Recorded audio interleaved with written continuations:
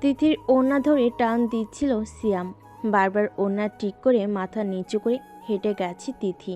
কেউ কিছু বলছে না তাদের। সিয়াম তার বন্ধুদের সাথে রোজই বিভিন্ন উপায়ে মেয়েদের ইপটিজিং করে। এই শহরের মানুষগুলোর সামনে ঘটে যাওয়া অপরাধ দেখে মজা লুটবে, প্রতিবাদী হয়ে উঠবে না কখনো। তার তখনই জ্বলে উঠবে যখন নিজের সাথে অন্যায় অবিচার হবে। তখন তখন চিৎকার দিয়ে বলবে, এই শহরের মানুষগুলো বড্ড বেঈমান, স্বার্থপর। তখন সে ভুলে যাবে নিজের চোখের সামনে ঘটে যাওয়া সহর্ষ অপরাধ। এটাই তো এই শহরের নিয়ম। কম্পেয়ার করে চলেছে এই সমাজ। তিথি কান্না করতে করতে ভার্সিটির গেট দিয়ে ঢুকছে। বেখেয়ালে মাথা নিচু করে। এমনটা রোজ হয় না ওর সাথে। সাইমা এগিয়ে আসছে তিথির দিকে। এই, কি হয়েছে তোর? কান্না করছিস কেন?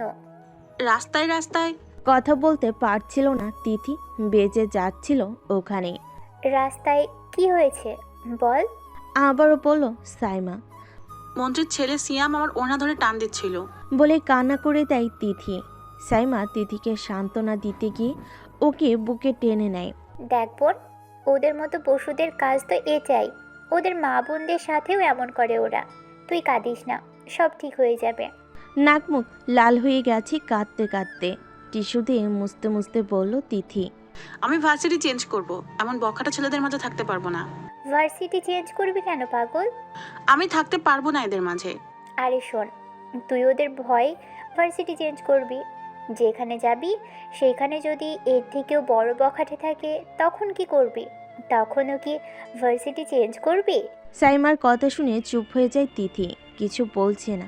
সাইমাও কিছু বলছে না, চুপ করে বসে আছি দুজন ক্যাম্পাসের এক কোণে। সময় আজ মন খারাপের। মেহেদি, মেয়েটাকে কিন্তু জোশ লাগছে। কোন মেয়েটা মামু? লাল ব্লাউজের সাথে কালো শাড়ি পরা মেয়েটা। গাড়ির সামনে থেকে লাফিয়ে ওঠে মেহেদি। তুই কি পাগল হয়েছিস? একে জানিস তুই? যদি শুনতে পায় না, শেষ ভাই ভার্সিটি জীবন। বলে লুকাচ্ছিল মেহেদি। আদি বোকার মতো হাঁ করে তাকিয়ে আছে মেয়েটির হাবভাব দেখে। মনে হচ্ছে কোনো প্রেসিডেন্টের মেয়ে। আমিও আদি, দেখি কি আছে এ মেয়ের মাঝে। বলে গাড়ির সামনে থেকে লাফিয়ে নেমে শাড়ি পরা মেয়েটার সামনে এগিয়ে গিয়ে দাঁড়ায়। এই যে মিস কিউটি, আমি আদি।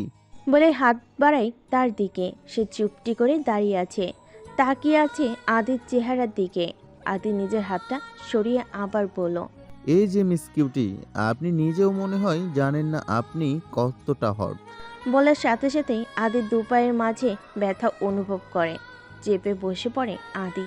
নিঃশ্বাস আটকে আসছিল, পুরো শরীর থমকে গেছে। তখন মেয়েটা বলল, হট জিনিসের থেকে সবসময় দূরত্ব বজায় রেখে চলতে হয়, না জানি কখন হাত পড়ে যায়। ধন্যবাদ ভাইয়া আপনার প্রশংসার জন্য। বলেই চলে যায় মেয়েটি। মেয়েটি আদির সামনে এসে পেট ধরে আছে, হাসতে পারছে না। মাটিতে গড়াগড়ি করে হাসতে মন চাইছে আদির অবস্থা দেখে। ভাই, রাগ তোর হাসি। বলেই চুপ করে যায় আদি। নেহারিকা, সবাই নেহা বলে ডাকে তাকে। 6 মাস দেশের বাইরে ছিল, তাই তোর কাছে অপরিচিত। বেশ ডেঞ্জারাস মাল ভাই, সাবধানে থাকিস। বলে মেহেদি আদির হাত ধরে টেনে তুলল। আদি মনে মনে বলে, সাবধানে চলবো মানে? এর সামনেও আসবো না আর। স্যার, আমার দিয়াশলাই পাচ্ছি না। বলে লাফিয়ে ওঠে সামনে ছিটে বসে থাকা ছেলেটা। পাগলের মতো বাবরি চুল, খোঁচে খোঁচে দাড়ি, শরীরে কোনো রকম শার্ট প্যান্ট আছে, দেখতে পাগলের মতো লাগছে। এই, তোমাকে ভার্সিটি আসতে বলে কে শুনি? রেগে গিয়ে বলে, স্যার। স্যার, আমার দিয়াশলাই সিগারেট খেতে হবে, প্রচুর ধরছে স্যার, দিয়াশলাই হবে। ক্লাসরুম থেকে বেরিয়ে যায় স্যার। এত অসম্মান একজন শিক্ষককে কোলে তার ইগোতে বাঁধে। ক্লাসরুমে সবাই ছেলেটার দিকে তাকিয়ে আছে। প্রায় মাস হলো এখানে আসার।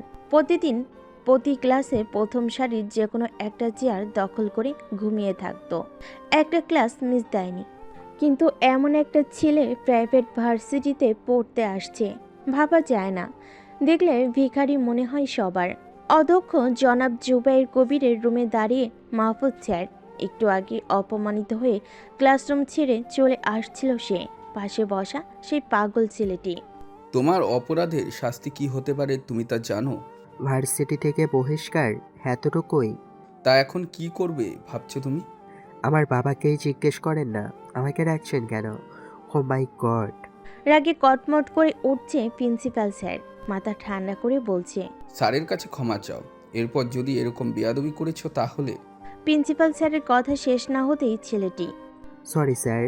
বলে উঠে চলে যায় চেয়ার ছেড়ে। আসছে স্যার।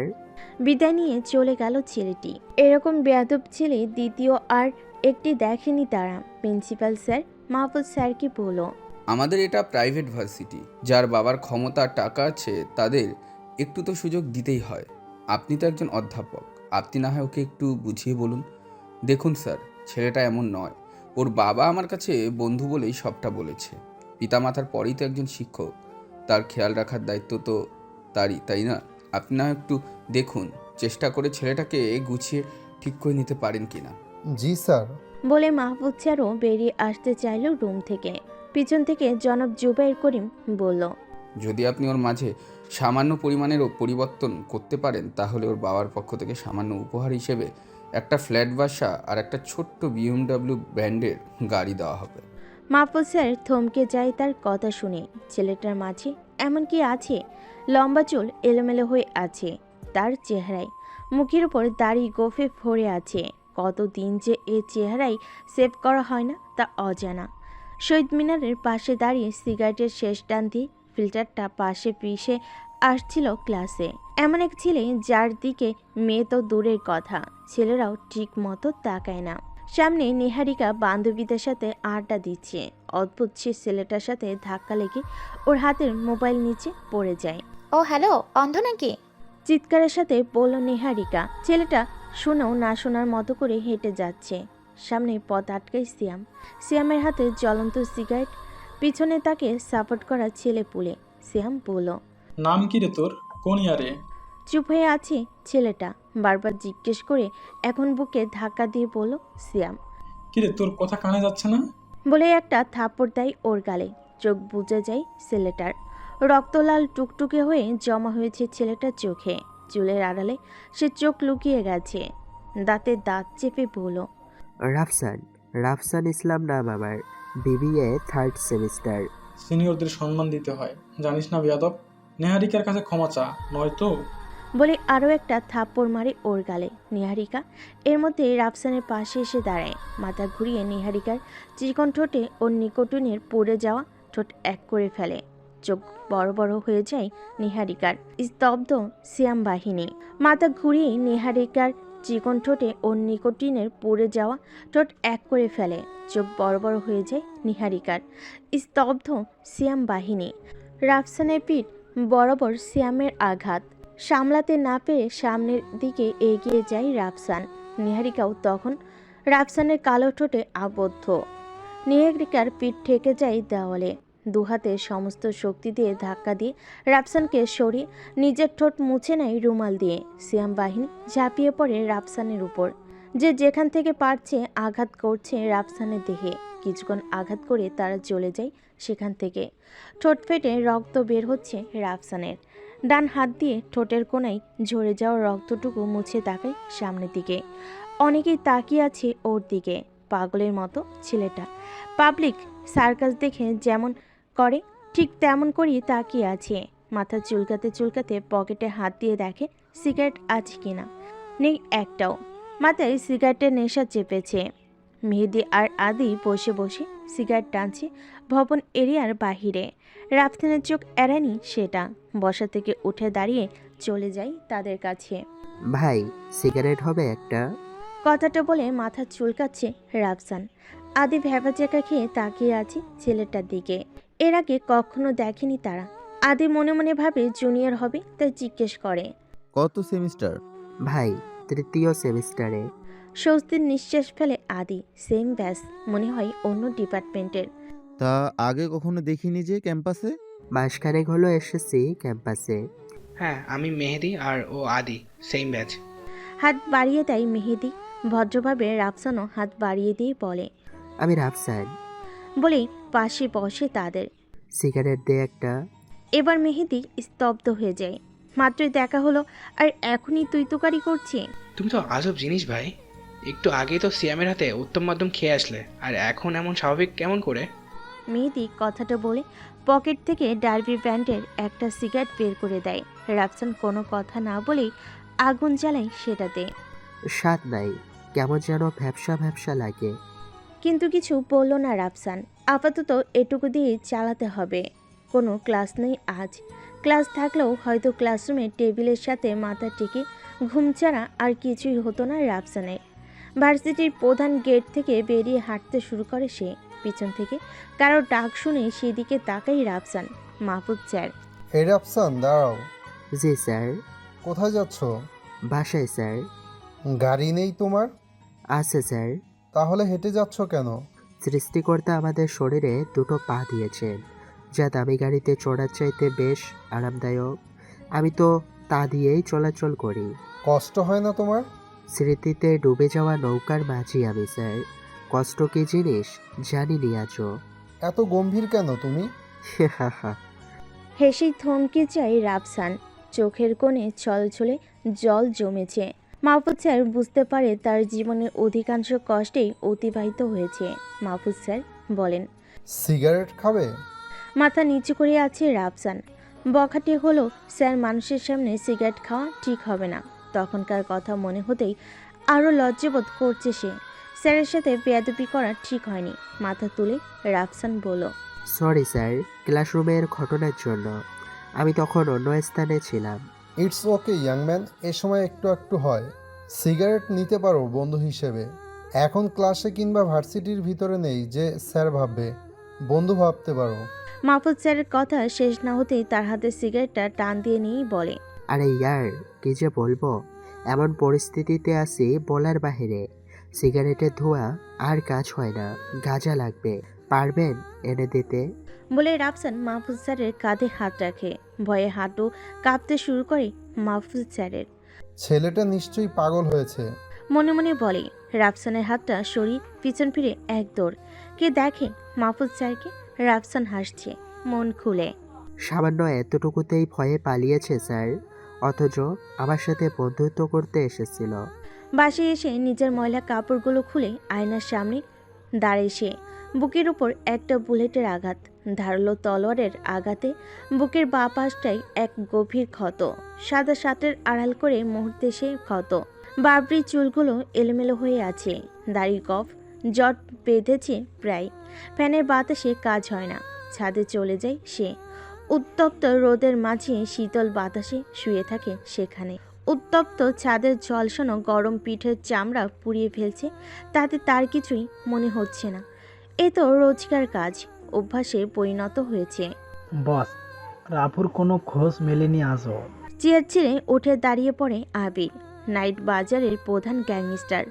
গত 17 বছর ধরে ব্ল্যাক ড্রাগনকে মুছে ফেলার স্বপ্ন দেখে, কিন্তু স্বপ্ন যে স্বপ্নই থেকে যায় সেটা তাদের কে বোঝাবে। সিগারেটের টান দিয়ে আবির বলল, যে করেই হোক আমার রাফুর দেহ থেকে আলাদা মুন্ডু চাই। যে এনে দিতে পারবি তাকে পুরো একটা শহর দিয়ে দেবো। কিন্তু বস, আমাদের মাঝেই রাফুকে সামনাসামনি দেখছে তাকে, আর জীবিত পাওয়া যায়নি। আর চিনব কিভাবে সে রাফু? গম্ভীর প্রশ্ন। আবির ভাবনায় ডুবে যায়। হঠাৎ করেই পাশ থেকে আলিফ বলে, বস, যেহেতু আমরা কেউ রাফুকে চিনি না, কিন্তু ওদের গ্যাংয়ের মেম্বারদের তো চিনি। মূল গ্যাংয়ে না ঢুকে শহরের মাঝে লুকানো সদস্যের নির্যাতন করেই তো বের করতে পারি। সবচেয়ে ভালো হবে মেয়ে সদস্যদের নির্যাতন করলে। কাজটা সহজ হবে বলে মনে হয় আমার। অগ্নি দৃষ্টিতে তাকাই আবির আলিফের দিকে। মাথা নিচু করে ফেলে সে। আবির বলে, ভালো আইডিয়া। তোরা আইএফের বলা কাজ অনুযায়ী সন্ধান শুরু করে দে। দেখি বেটা রাফু কতদিন গর্তে লুকিয়ে থাকে। রাত তখন 12টা। জিন্স আর টি শার্ট পরে বাইক চালাচ্ছিল সাইমা। খোপায় বাঁধা চুলগুলো ঘাড়ের এক পাশ হয়ে আছে, অন্য পাশে ছোট্ট করে একটা কালো ড্রাগনের ছবি। সমস্ত দেহের আকর্ষণ ওই ড্রাগন। তার পথ আটকায় গোটা 10 ছেলে, বেস্ট সিরিয়াল কিলার সবগুলো। বাইক থামিয়ে ওদের সামনে দাঁড়িয়ে সাইমা। সামনে থাকা ছেলেদের মধ্যে একজন বলে উঠল, মিউ, দ্য ব্লক ড্রাগনের সিক্রেট এজেন্ট।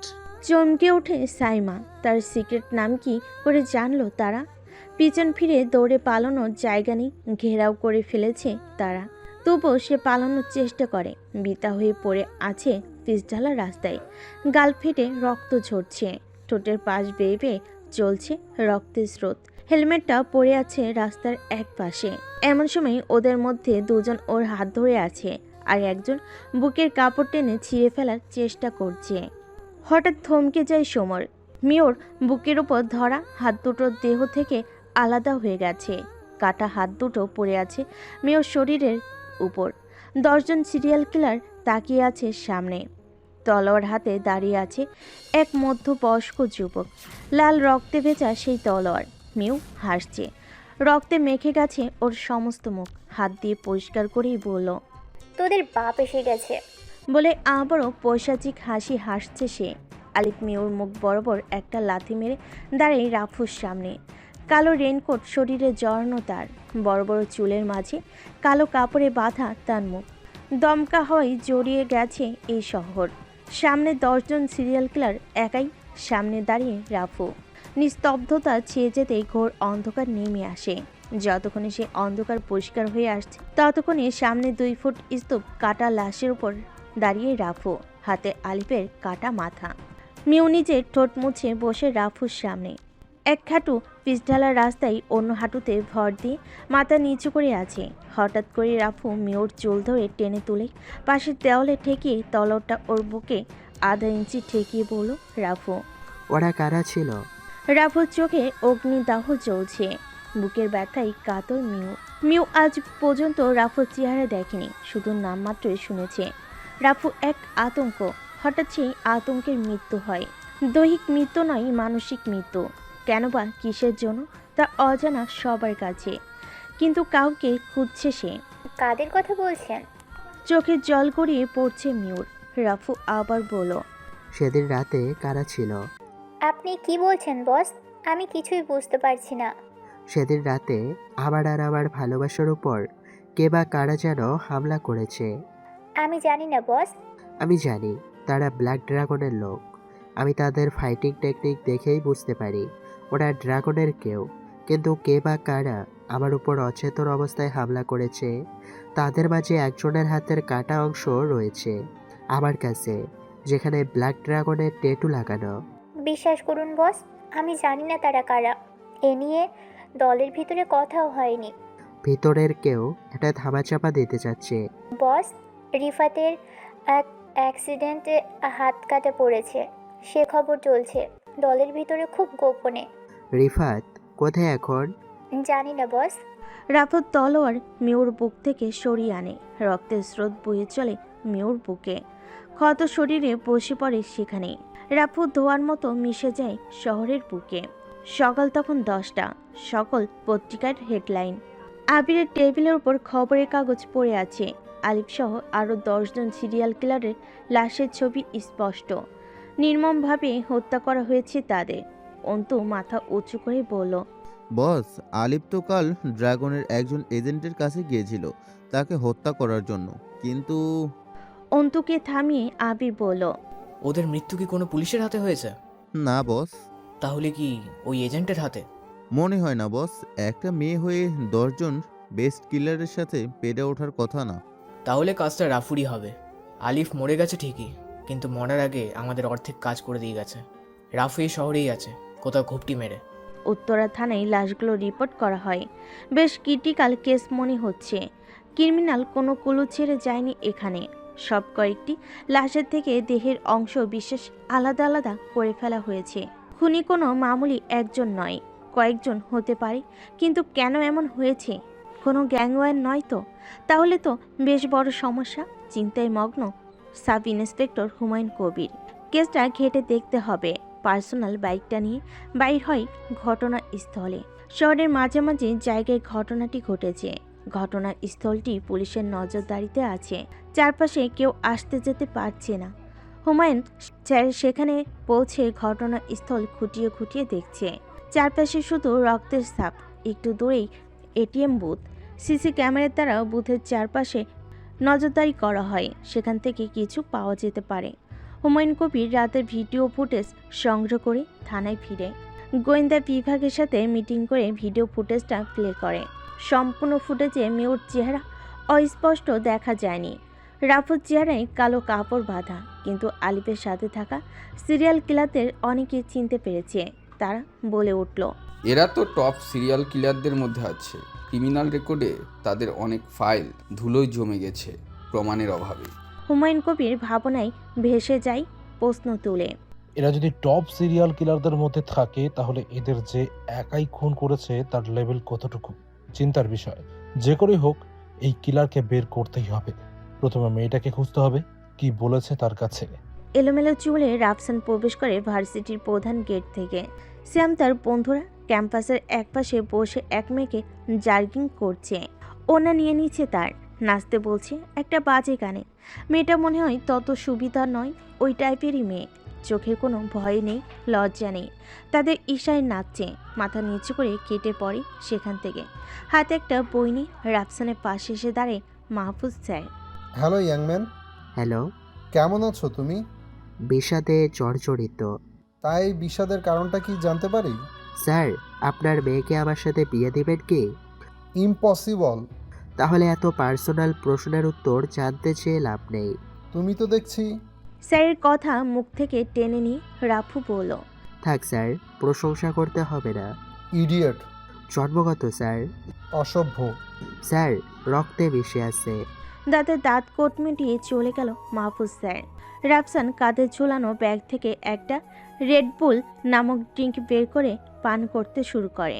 পিছন থেকে তিথি রাফসানের কাঁধে হাত রেখে বলে, ভাইয়া, আমার বান্ধবী সাইমাকে দেখেছেন কোথাও? বলেই তিথি তার মোবাইল সাইমার একটা ছবি তুলে ধরে ওর সামনে। আহা, মেয়েটার কি ফিগার মাইরি, মনে যাচ্ছে। বলে তিথির হাত থেকে মোবাইলটা কেড়ে নেয় সিয়াম। রাফসানের পিছু নিয়ে আসছিল সিয়াম। তিথির মোবাইলে সাইমার ছবি দেখে মন্তব্যটা করে সে। ভাই, কাজটা ঠিক হচ্ছে না। নিচু স্বরে কথাটা বলল রাফসান। সিয়াম চাইছিল রাফসান কিছু বলুক, ঠিক তখনই সিয়াম রাফসানের শার্টের কলার ধরে বলল, আমি যাই করি তাতে তোর কি বে? বলে ধাক্কা দিচ্ছে রাফসানকে। ভাই, আপনার ঘরেও তো মা বোন আছে, মেয়ে জাতিকে সম্মান দেন ভাই। শালা, তোর কত বড় করি যে আমাকে জ্ঞান দিতে আসিস? আমি এখানে এই মুহূর্তে রেপ করব, তাতে তোর বাপের কি? কথাটা শেষ না হতেই ঝাপসা দেখতে শুরু করে সিয়াম। ঠোঁট কেটে গেছে ওর। মুখের কাছে হাত নিতে সামনে একটা দাঁত হাতে এসে পড়ে। সামনে সিনা টান করে দাঁড়িয়ে আছে রাফসান। বারবির চুলগুলো পিছনে গুছিয়ে বেঁধে ফেলে সে। মাটিতে পড়তে পড়তে সিয়াম বলল, তুই আমার গায়ে হাত তুলছিস? তুই জানিস আমি কে? কি আমার পরিচয়, আমার ভাইকে? কি এমন পরিচয় তোর, শুনি একটু। রাগে তার চোখ লাল হয়ে গেছে। আর যাই হোক, মায়ের জাতিকে নিয়ে কটূক্তি করা হজম করতে পারে না রাফসান। তা ব্লাড ড্রাগনের নাম শুনেছিস? হিসু করে দিবি তুই আমার ভাইয়ের পরিচয় জানতে পারলে। রাফসানের হাঁটু কাঁপতে শুরু করে। আমতা আমতা করে বলল সে, আপনার ভাই কি গ্যাংস্টার রিফাত? আর কিছু বলল না সিয়াম। সিয়ামের বাহিনী সিয়ামকে তুলে রাফসানের পেট দুটো লাথি মারে সিয়াম। আমার উপর হাত তোলা হয় তাই না? বলে ওর হাতে দুটো আঘাত করে আয়রন রড দিয়ে।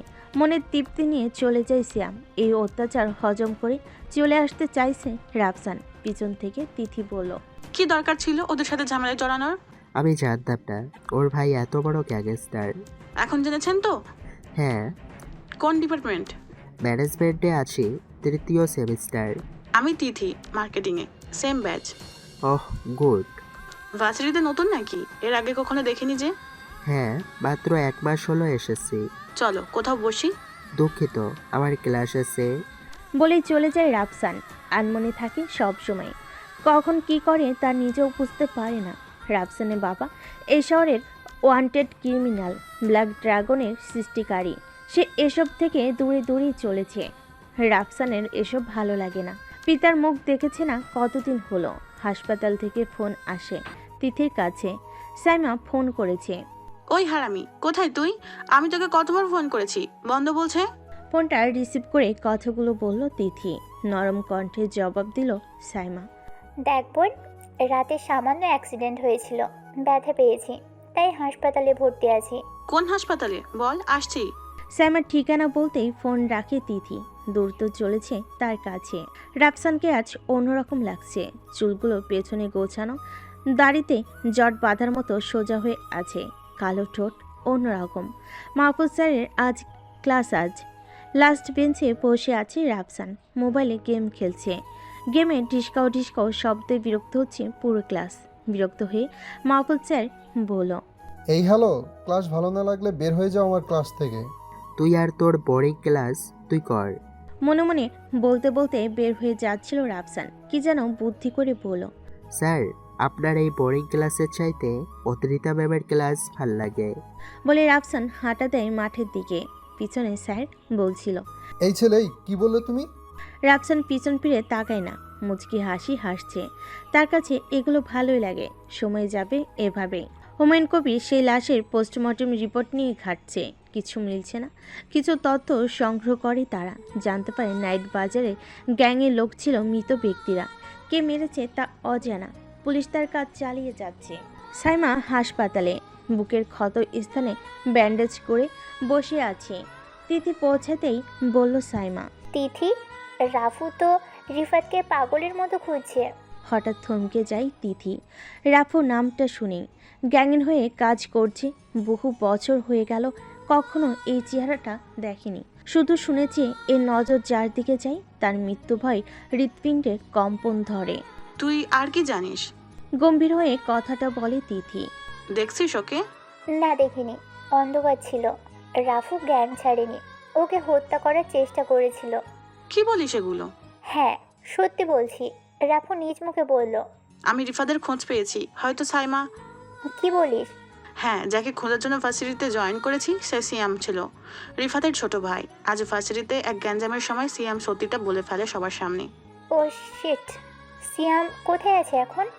ভার্সিটিতে আছে। চল তাড়াতাড়ি। কোথায় যাব? ভার্সিটি। সিয়ামের উপর বিপদ আছে নিশ্চয়ই। আর তাছাড়া বস বলেছে রিফাতের খোঁজ যেন কেউ কিছুতেই না জানতে পারে, বিশেষ করে রাফু। রাফুর মাথা ঠিক নেই, হাত পাগলা হয়ে ঘুরছে, কখন কি করে বসে কেউ টেরও পাবে না। তাই গতকাল রাতে যখন আমার কাছে জিজ্ঞেস করেছিল তখন মন করা ইতিহাস বলে দিয়েছি। কিন্তু রিফাত তো ড্রাগনের বেস্ট কিলার, তাহলে রাফু ওকে মারবে কেন? বললাম না, রাফুকে হত্যার চেষ্টা হয়েছিল, আর সেটা হয়তো গ্যাংয়ের ভিতরেই কেউ। কিন্তু বস এগুলো ধামাচাপা দেওয়ার চেষ্টা কেন করছে বুঝছি না। ঘাপলা আছে বস, আগে সিয়ামকে রক্ষা করি, তারপর দেখা যাবে। হ্যাঁ চল। বলে ওরা রওনা হয় ভার্সিটি। এই শহরে মাত্র এই ভার্সিটিতে ব্ল্যাক ড্রাগনের সকল গুপ্তচরদের ঘনিষ্ঠ স্বজনদের ভর্তি করানো হয় গোপনে। ভার্সিটির ম্যানেজমেন্ট পর্যন্ত এসব টের পায় না। ভার্সিটি পৌঁছে সিয়ামকে পাওয়া যায়নি, তারা খুঁজছে। কেউ বলেছিল হাসপাতালে গেছে, সেখানেও পাওয়া যায়নি ওকে। তবুও সারাদিন সিয়ামের কোনো খোঁজ মেলেনি। মধ্যরাত তখন পার্টি করে ফিরছে সিয়াম। দুটো বাইক পথ আটকায় সিয়ামের। তিথি আর সাইমা কালো জ্যাকেট গায়ে হেলমেট খুলে নামে সামনে। সিয়াম তাকিয়ে আছে ওদের দিকে। ভার্সিটির সবচেয়ে চুপচাপ মেয়ে দুটো লেডি বাইকার, ভাবতে স্বপ্ন মতো লাগছে ওর কাছে। ধাপ করেই তিথি সিয়ামের বুকে একটা লাথি মেরে চুলগুলো ঠিক করে নিল আর বলল, এটা আমাকে বিরক্ত করার জন্য। মাটিতে পড়ে আছে সিয়াম। সাইমা সিয়ামের হাত মুখ টেপ দিয়ে বেঁধে ফেলে। সিয়াম নিজেকে মুক্ত করার চেষ্টা করছে, পারছে না। তিথি বলল, সাইমা, ওকে এখন কোথায় নিয়ে যাবি? বস বলছিল ওকে নিয়ে রেস্ট হাউসে রেখে আসতে। কিন্তু রেস্ট হাউস তো চট্টগ্রামে। আমরা এখন চট্টগ্রাম যাচ্ছি। যাওয়ার জন্য সিয়ামকে তুলে সামনে তাকাতেই কাউকে দেখতে পাই তারা। কালো বাইকের উপর কালো হেলমেট পরে বসে আছে কেউ। তিথি আর সাইমা মুহূর্তের মধ্যেই কোমরে গুজে রাখা রিভলভার বের করে তাক করে তার দিকে। নিখুঁত নিশানা তাদের। বাইক থেকে নেমে হেলমেট খুলতেই চমকে যায় তারা। তিথি বলে ওঠে, রাফসান। সাইমা তিথির দিকে তাকিয়ে আছে। রাফসান বলল, রাফু। থমকে যায় সময়। অবাক চোখে তাকিয়ে আছে ওরা। রাফু আবার বলল, সিয়ামকে আমার হাতে তুলে দিয়ে কেটে যাও তোমরা। ওকে, আমি দেখছি। হঠাৎ বিকট এক শব্দে হেলে পড়ে রাফসান। রক্তে মেখে গেছে ওর মুখ। সাইমার হাত থেকে ছুটে গেছে সিয়ামের থ্যাতলানো মুখ। মাথায় অর্ধেক থেতলিয়ে গেছে M82 স্নাইপারের বুলেটের আঘাতে। তিতির হাত পা কাঁপতে শুরু করে। এমন বিভৎস অবস্থা দেখে সাইমা তিথিকে নিয়ে দেওয়ালের আড়ালে লুকিয়ে পড়ে। রাফসান পিছঢালার রাস্তায় শুয়ে আছে, চেহারায় বিষণ্ণ চাপ। এখন কি হবে? শেষ ভরসাটাও হাত থেকে ফসকে গেল। আমার যে তাকে দেওয়া কথা রাখা মুশকিল হয়ে দাঁড়াচ্ছে। করব সই, কি করব এখন আমি? কথাগুলো ভাবছে রাফসান। 1000 মিটার দূরে স্নাইপারের নিশানায় বসে আছে আশিক। সিয়ামের ওপর নিশানাটা একদম পারফেক্ট। এক বুলেটেই সিয়ামের হেল খতম। কানে ব্লুটুথ লাগানো ছিল ওর। কাজ শেষ হতেই বলল আশিক, বস, সিয়ামের খেল খতম। গুড। রাফু টের পেয়েছে কি এটা তোর কাজ? না বস, রাফু টের পাবে কিভাবে? স্নাইপার শট ছিল 1000 মিটার থেকে। ওর টের পাওয়ার আগে ওখান থেকে নিরাপদ স্থানে চলে যা। তুই জানিস রাফু টের পেলে কি হবে তোর? মৃত্যুর মুখে থেকেও তোর মৃত্যু হবে না, যন্ত্রণা দিতে দিতে মারবে। জি বস। বস, একবার শুধু অর্ডার করেন, রাফুর খেল খতম করে দিই। আমার নিশানা ওর মাথায় ত্যাগ করা। ঘাবড়ে যায় ফোনের ওপাশে থাকা মানুষটি। হিংস্র পশুর মতো চিৎকার করে বলে, তোর মাথা খারাপ? ওর মৃত্যু হলে মনে করছিস তুই আমি বেঁচে যাব? এখনই ওখান থেকে বেরিয়ে পড়। আশিক বুঝতে পারেনি কেন এমনটা ঘাবড়ে গেছে ওর বস। নরম কণ্ঠে উত্তর দিল, জি বস, বেরিয়ে আসছি।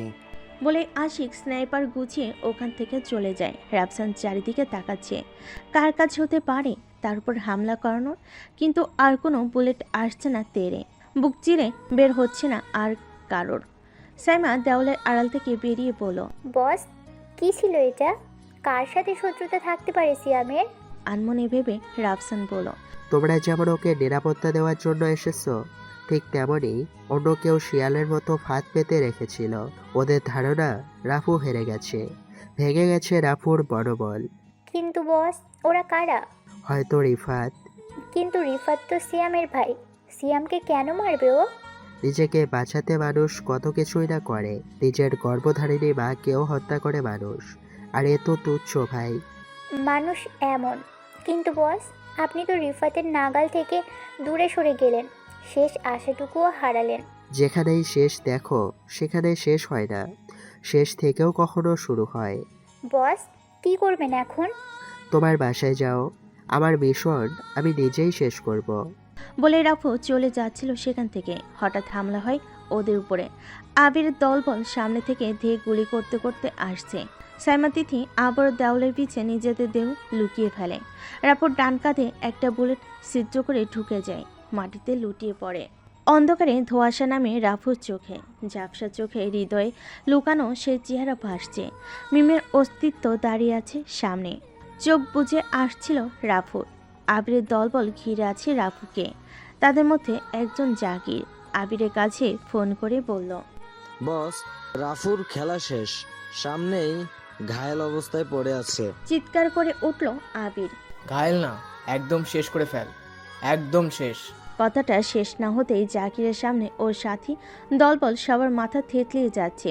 হইচই বেঁধে গেছে তাদের মধ্যে, লুকানোর জায়গাটাও খুঁজে পাওয়া যাচ্ছে না।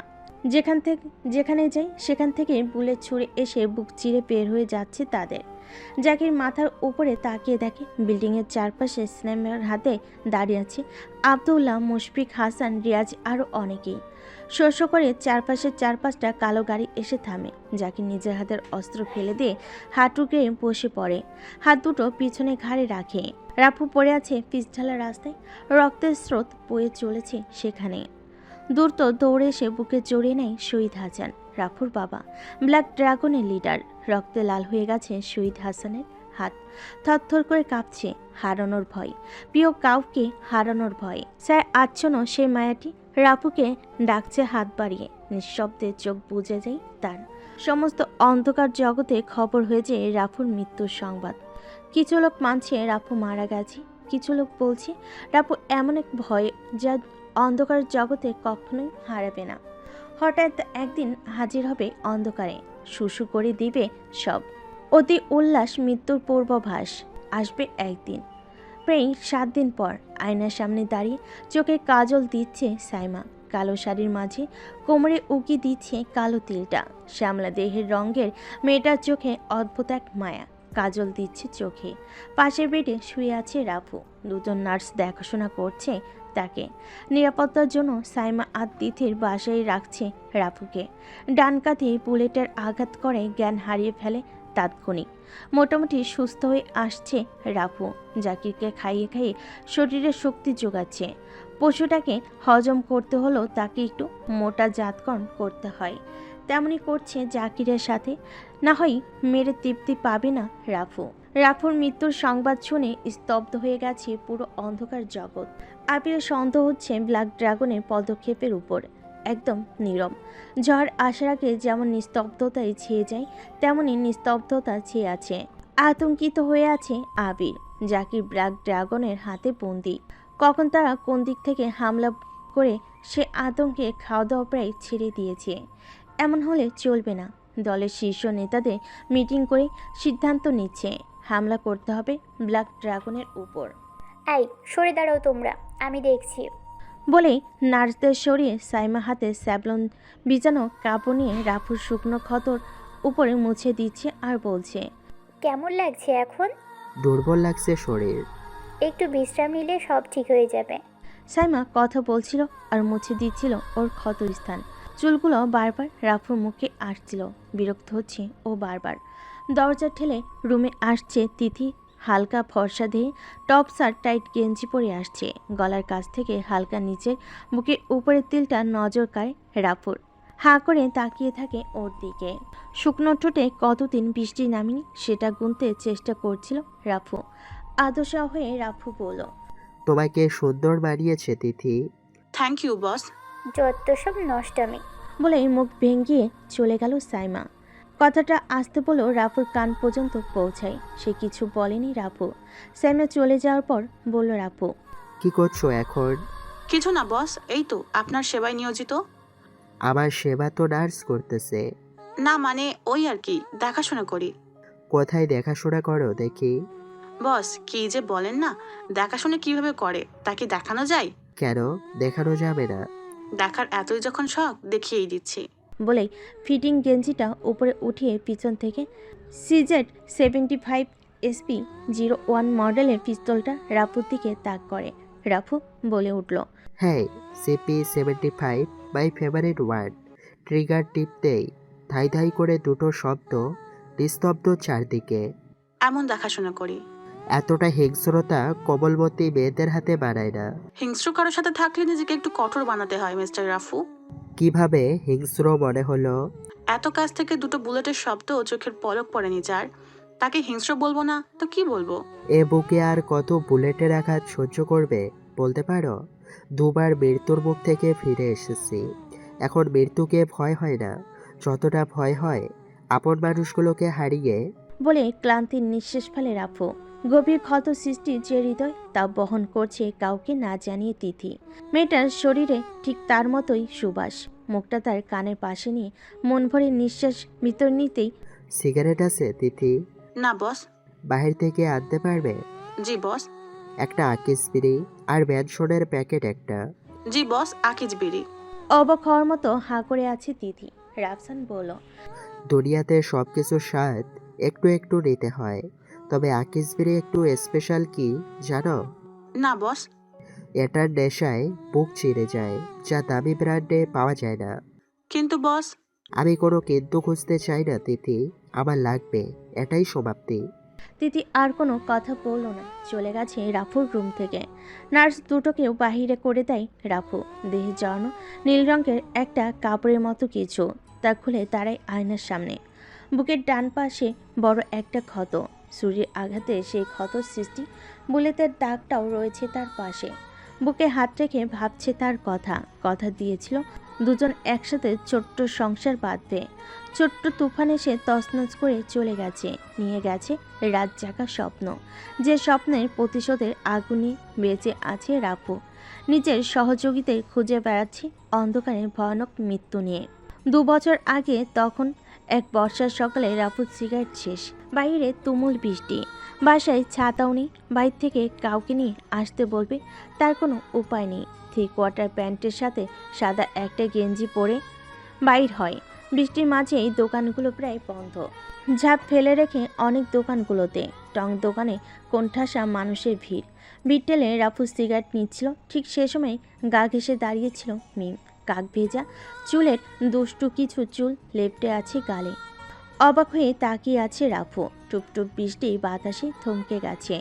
চারপাশের মানুষগুলো স্তব্ধ। মিমের গালে লেপ্টে থাকা চুনগুলো হাত দিয়ে সরিয়ে দেওয়ার চেষ্টা করতেই গাল সরিয়ে নেয় মিম।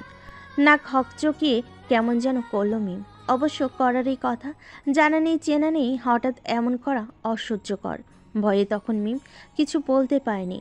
রাফু তখনও হাঁ করে তাকিয়ে আছে মিমের দিকে। দোকানদার মামাকে বলছে, বাবা, এত সুন্দর জিনিস দোকানে রাখছো কেন? কখন থেকে? মামা কিছুই বুঝতে না পেরে বলল, কোন কি ভাই, মোর দোকানে কোন জিনিসটা সুন্দর দেখলেন?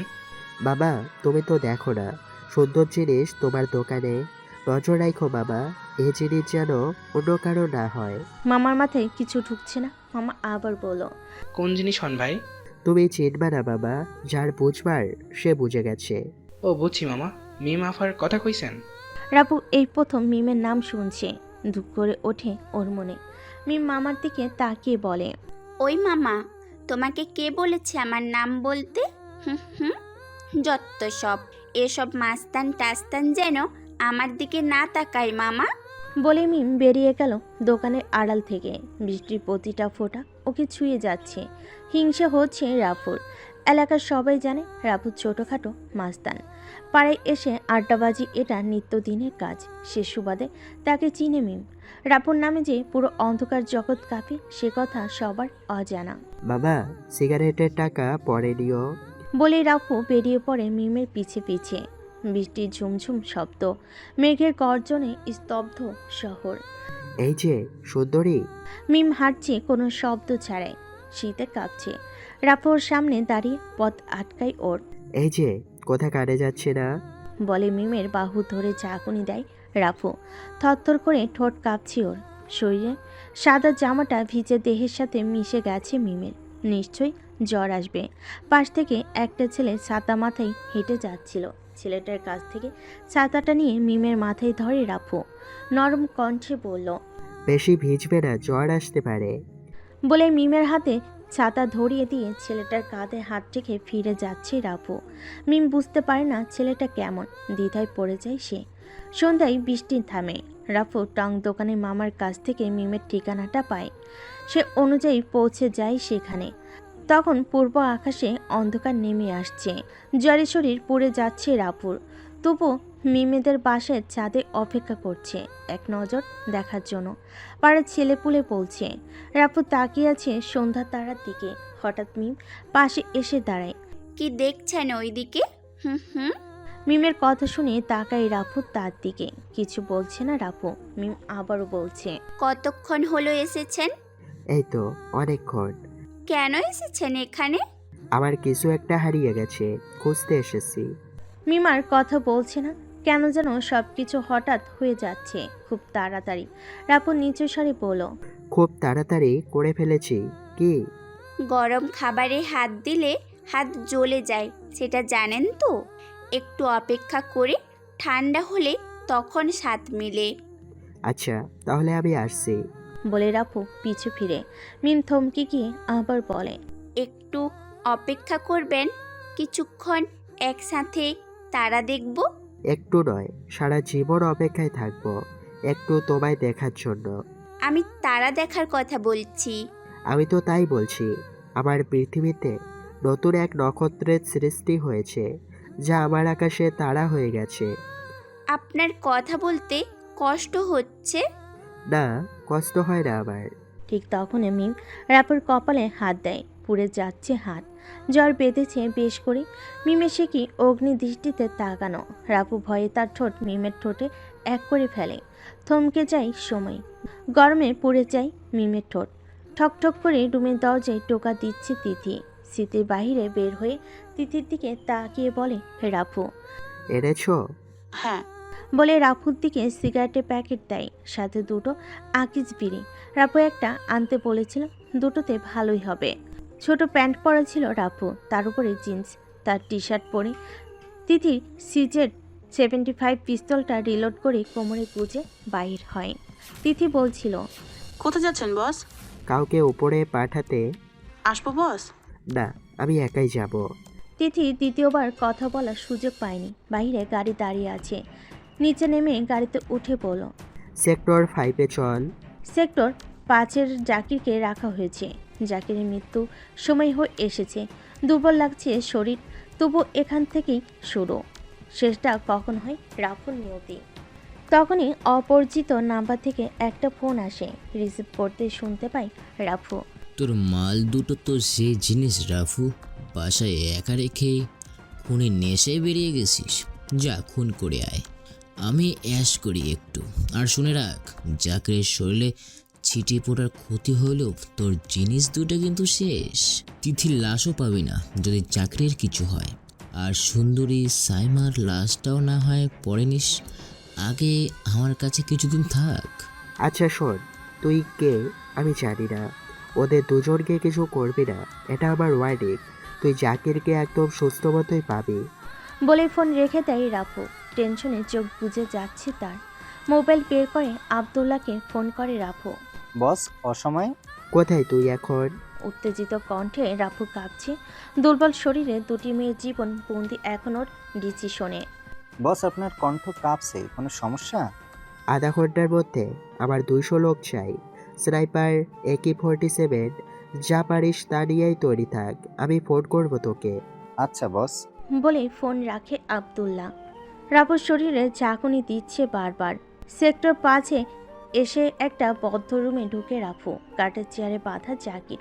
নিজের রাগ মেটাতে জাকিরের কাছে পৌঁছাতেই মুখ বরাবর এক আঘাত। পিছনে ছিটকে পড়ে সে, ঠোঁট কেটে রক্ত ঝরছে। রাফু ওর হাত বেঁধে গলায় পিস্তল ঠেকিয়ে নিয়ে চলেছে অপরিচিত মানুষের পাঠানো ঠিকানায়। শহরের বাইরে খোলা মাঠ, পাশে ছোট্ট ছোট্ট কয়েকটি পাহাড়ের মতো ময়লার স্তূপ।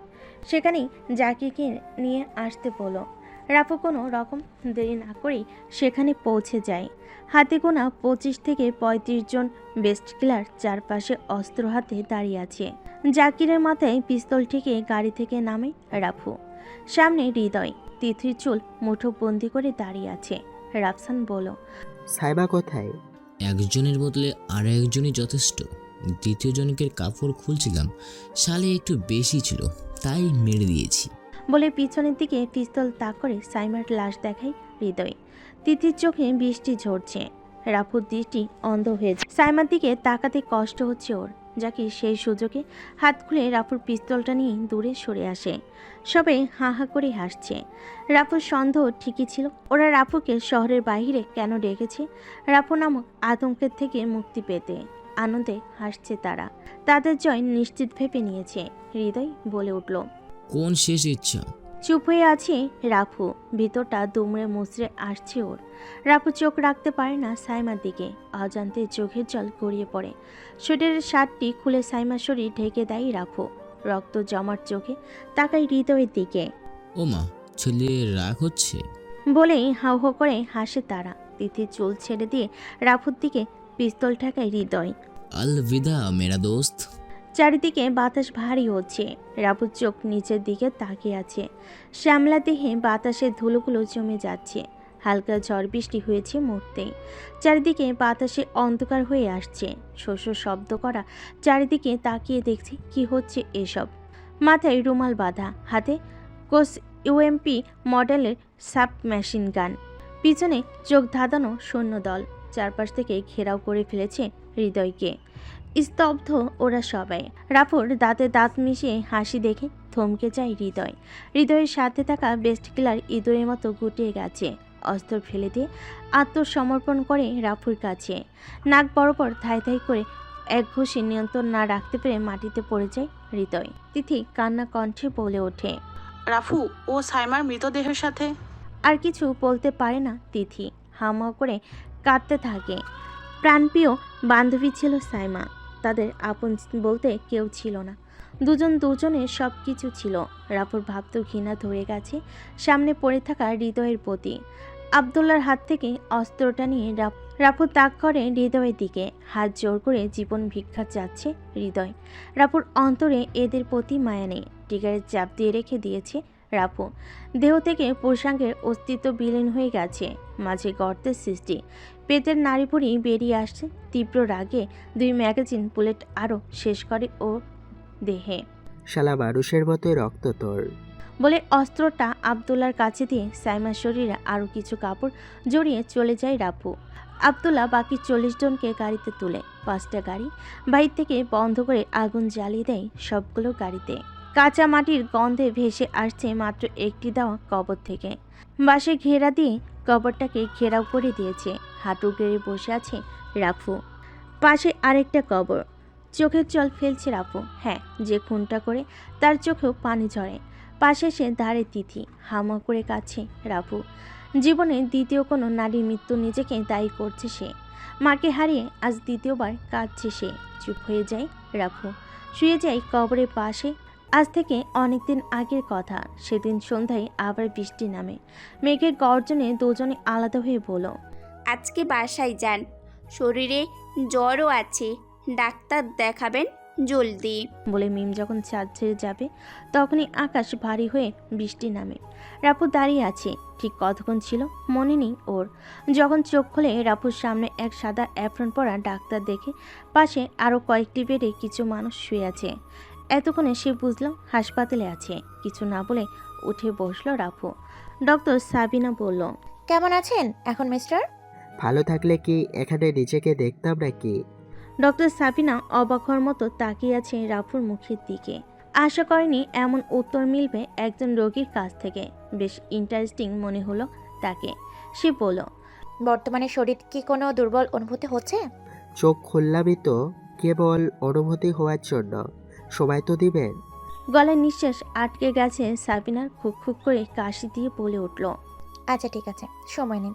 বলে যখন ডক্টর সাবিনা অন্য জায়গায় যাবে পিছন থেকে রাফু তখন বলল, ম্যাডাম একটা সিগারেট হবে? গলাটা শুকিয়ে গেছে। কি? আপনি কি পাগল? অবাক হওয়ার মতো পিছন ফিরে তাকিয়ে কথাটা বলল সাবিনা। চেহারায় মুচকি হাসির সাথে অবাক হওয়ার রিয়াকশন। আমি কি 10 মিনিটের জন্য বাইরে যেতে পারি কি? না, আপনি সুস্থ নন, বাইরে যাওয়া অসম্ভব। রাফু তার কথা শুনে বেড ছেড়ে উঠে যাচ্ছিল।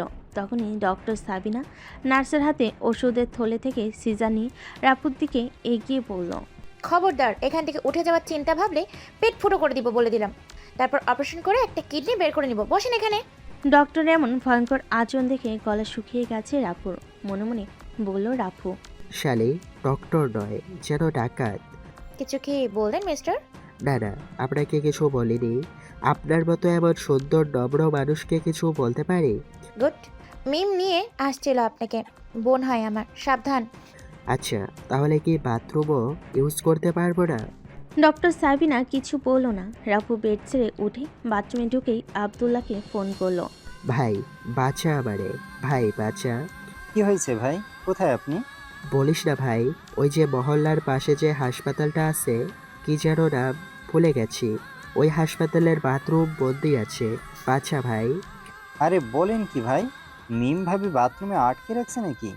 আরে মিম না, ওর ডাকু বোন। ওয়েট, তুই মিমের কথা জানলি কিভাবে? ভাই লম্বা কথা, আমি হাসপাতালের নিচেই আছি, আসছি আপনার কাছে। রাফু আর কথা বাড়ালো না। ফোন রেখে বাহিরে এসে বেডে বসে পড়েছে, দেওয়ালে পিঠ ঠেকিয়ে। হ্যাঁ ভাই, কেমন আছেন এখন? হাতে ফল নিয়ে হাজির আবদুল্লাহ, সাথে রিফাত, আবিদ, রিয়াজ। তোর মাথা ফাটিয়ে ফেলবো শালা। ভালো থাকলে হাসপাতালের বেডে বসে থাকি নাকি? সেটাও কথা। সিগারেট দে। ভাই এটা হাসপাতাল, এখানে সিগারেট নিষেধ।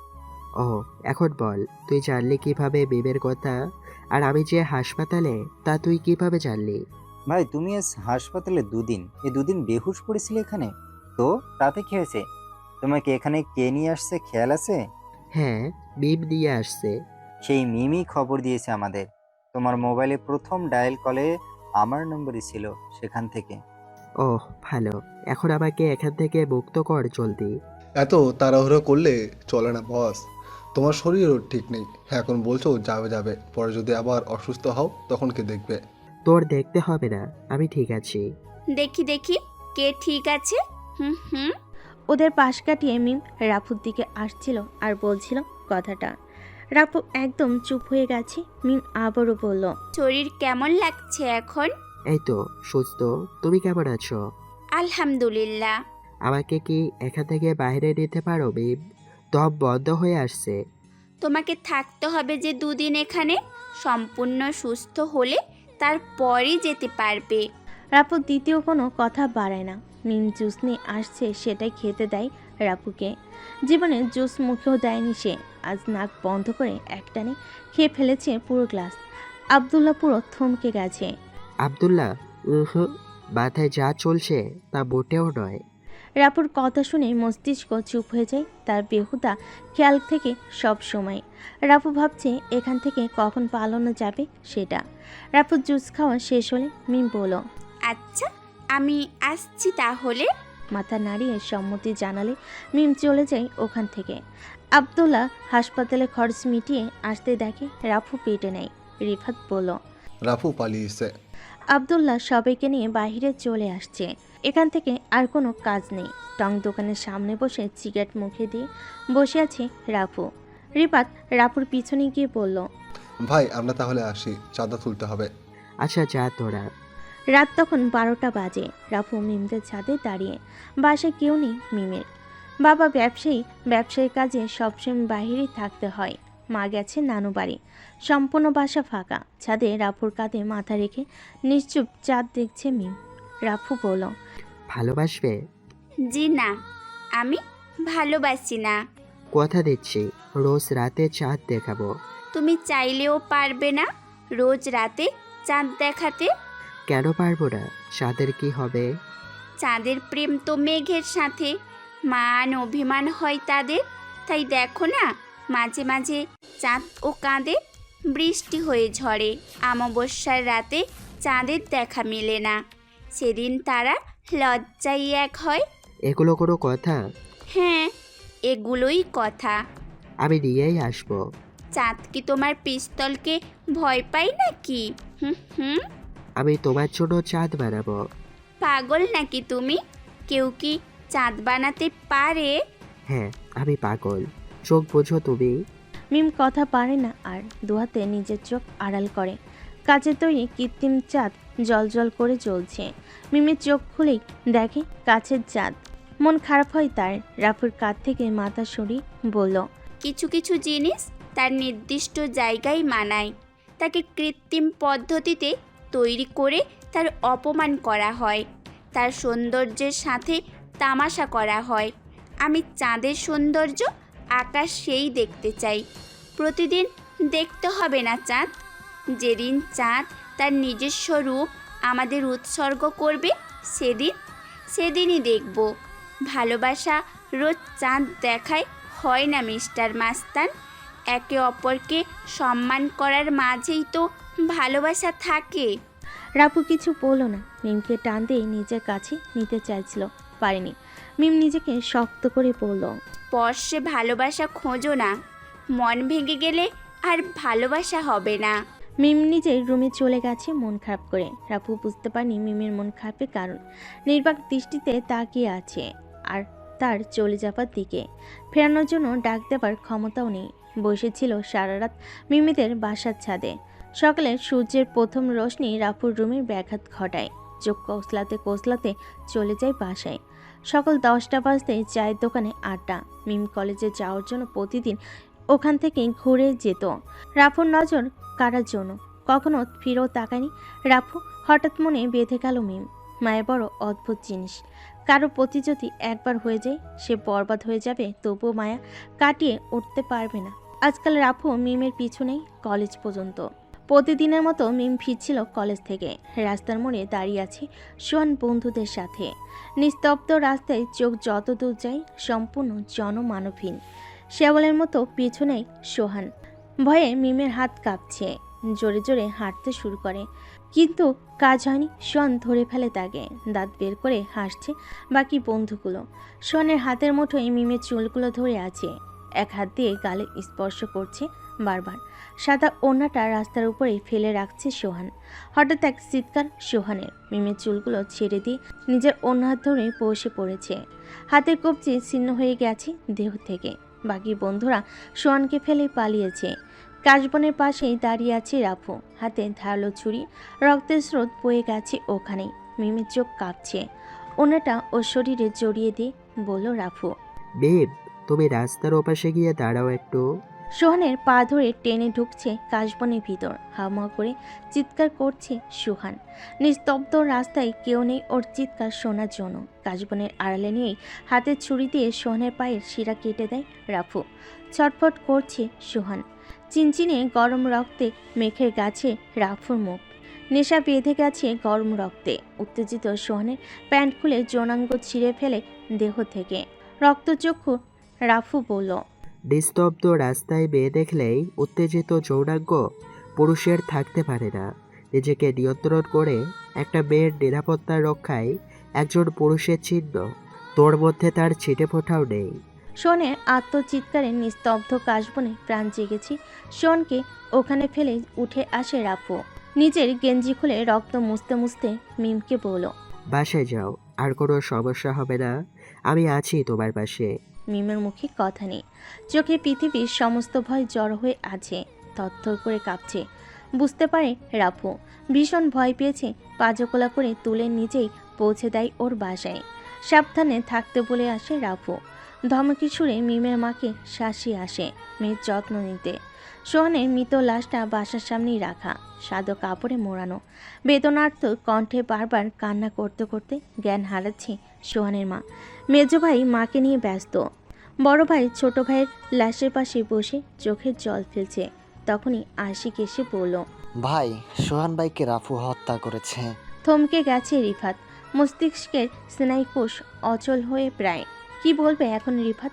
ভাইয়ের মৃত্যু, অন্যদিকে অন্ধকার জগৎ যেখান থেকে লাশ হয়ে বেরিয়ে আসা ছাড়া আর কোনো উপায় নেই। আশিক রিফাতের কাঁধে হাত রেখে আর বলে, ভাই, যা হয়ে গেছে তার সংশোধন করার সাধ্য নেই কারো। এক পারেন প্রতিশোধ নিতে, নয়তো সমঝোতা করতে। রাফুর বিরুদ্ধে প্রতিশোধ নিতে গেলে নিজের কবর নিজে খোঁড়ার মতো হবে। তাই বলছি কি ভাই। আশিককে থামিয়ে দিয়ে রিফাত বলল, ভাই চুপ যা, সহ্য করতে পারছি না। আশিক দ্বিতীয় কথা পারে না, পাশে দাঁড়িয়ে থাকে। জানাজা শেষ করে সোহানের মৃতদেহ কবর দিয়ে চোখের পানি মুছে মনে মনে প্রতিজ্ঞা করে, রাফুর প্রিয় প্রিয় জিনিসগুলোই হোর থেকে চিনিয়ে নেব, দূর থেকে মজা লুটব। সেদিন থেকেই বন্ধুরূপে শত্রু ভেসে ব্ল্যাক ড্রাগনে হয়ে কাজ করে রিফাত। রিফাতের মনের চাল কেই বা বুঝবে? চোখে তার মায়া নেই, হিংস্র পশুর মতো তীক্ষ্ণ চোখ, চিতার মতো দেহের শক্তি। তবুও রাফুর থেকে পিছিয়ে। রাফু ঠান্ডা মাথার খেলোয়াড়, সহজে পথ করা যাবে না। বিশ্বাসঘাতকতা করতে হবে ওকে পরাজিত করার জন্য। একমাত্র উপায় সেটাই। রিফাতের লক্ষ্য একটাই, রাফুর সর্বনাশ। গ্যাং থেকে প্রায় বাহিরেই রাফু। আবদুল্লার সাথে যোগাযোগ সবসময় থাকে। নিজেকে যতটা সম্ভব গ্যাং থেকে দূরে রাখে এখন। মিমের সাথে দেখা হওয়ার পরে ওর মনে হয়েছে ও দুনিয়া হচ্ছে এখানে। মিম থেকে দূরে থাকা অসম্ভব, তাই গ্যাংয়ের সাথে দূরত্ব সৃষ্টি করেছে। প্রায় 2 বছর মিমের সাথে সম্পর্কের। প্রতিদিনই তারা নতুন করে শুরু করে সূর্যের আলোয়। সেদিন বুধবার ছিল। মিমের বাবা মা একসাথে বাইরে ঘুরতে বের হয়েছিল। এসেছে লাশ হয়ে। গাড়ির অ্যাক্সিডেন্টে মৃত্যু দুজনের একসাথে।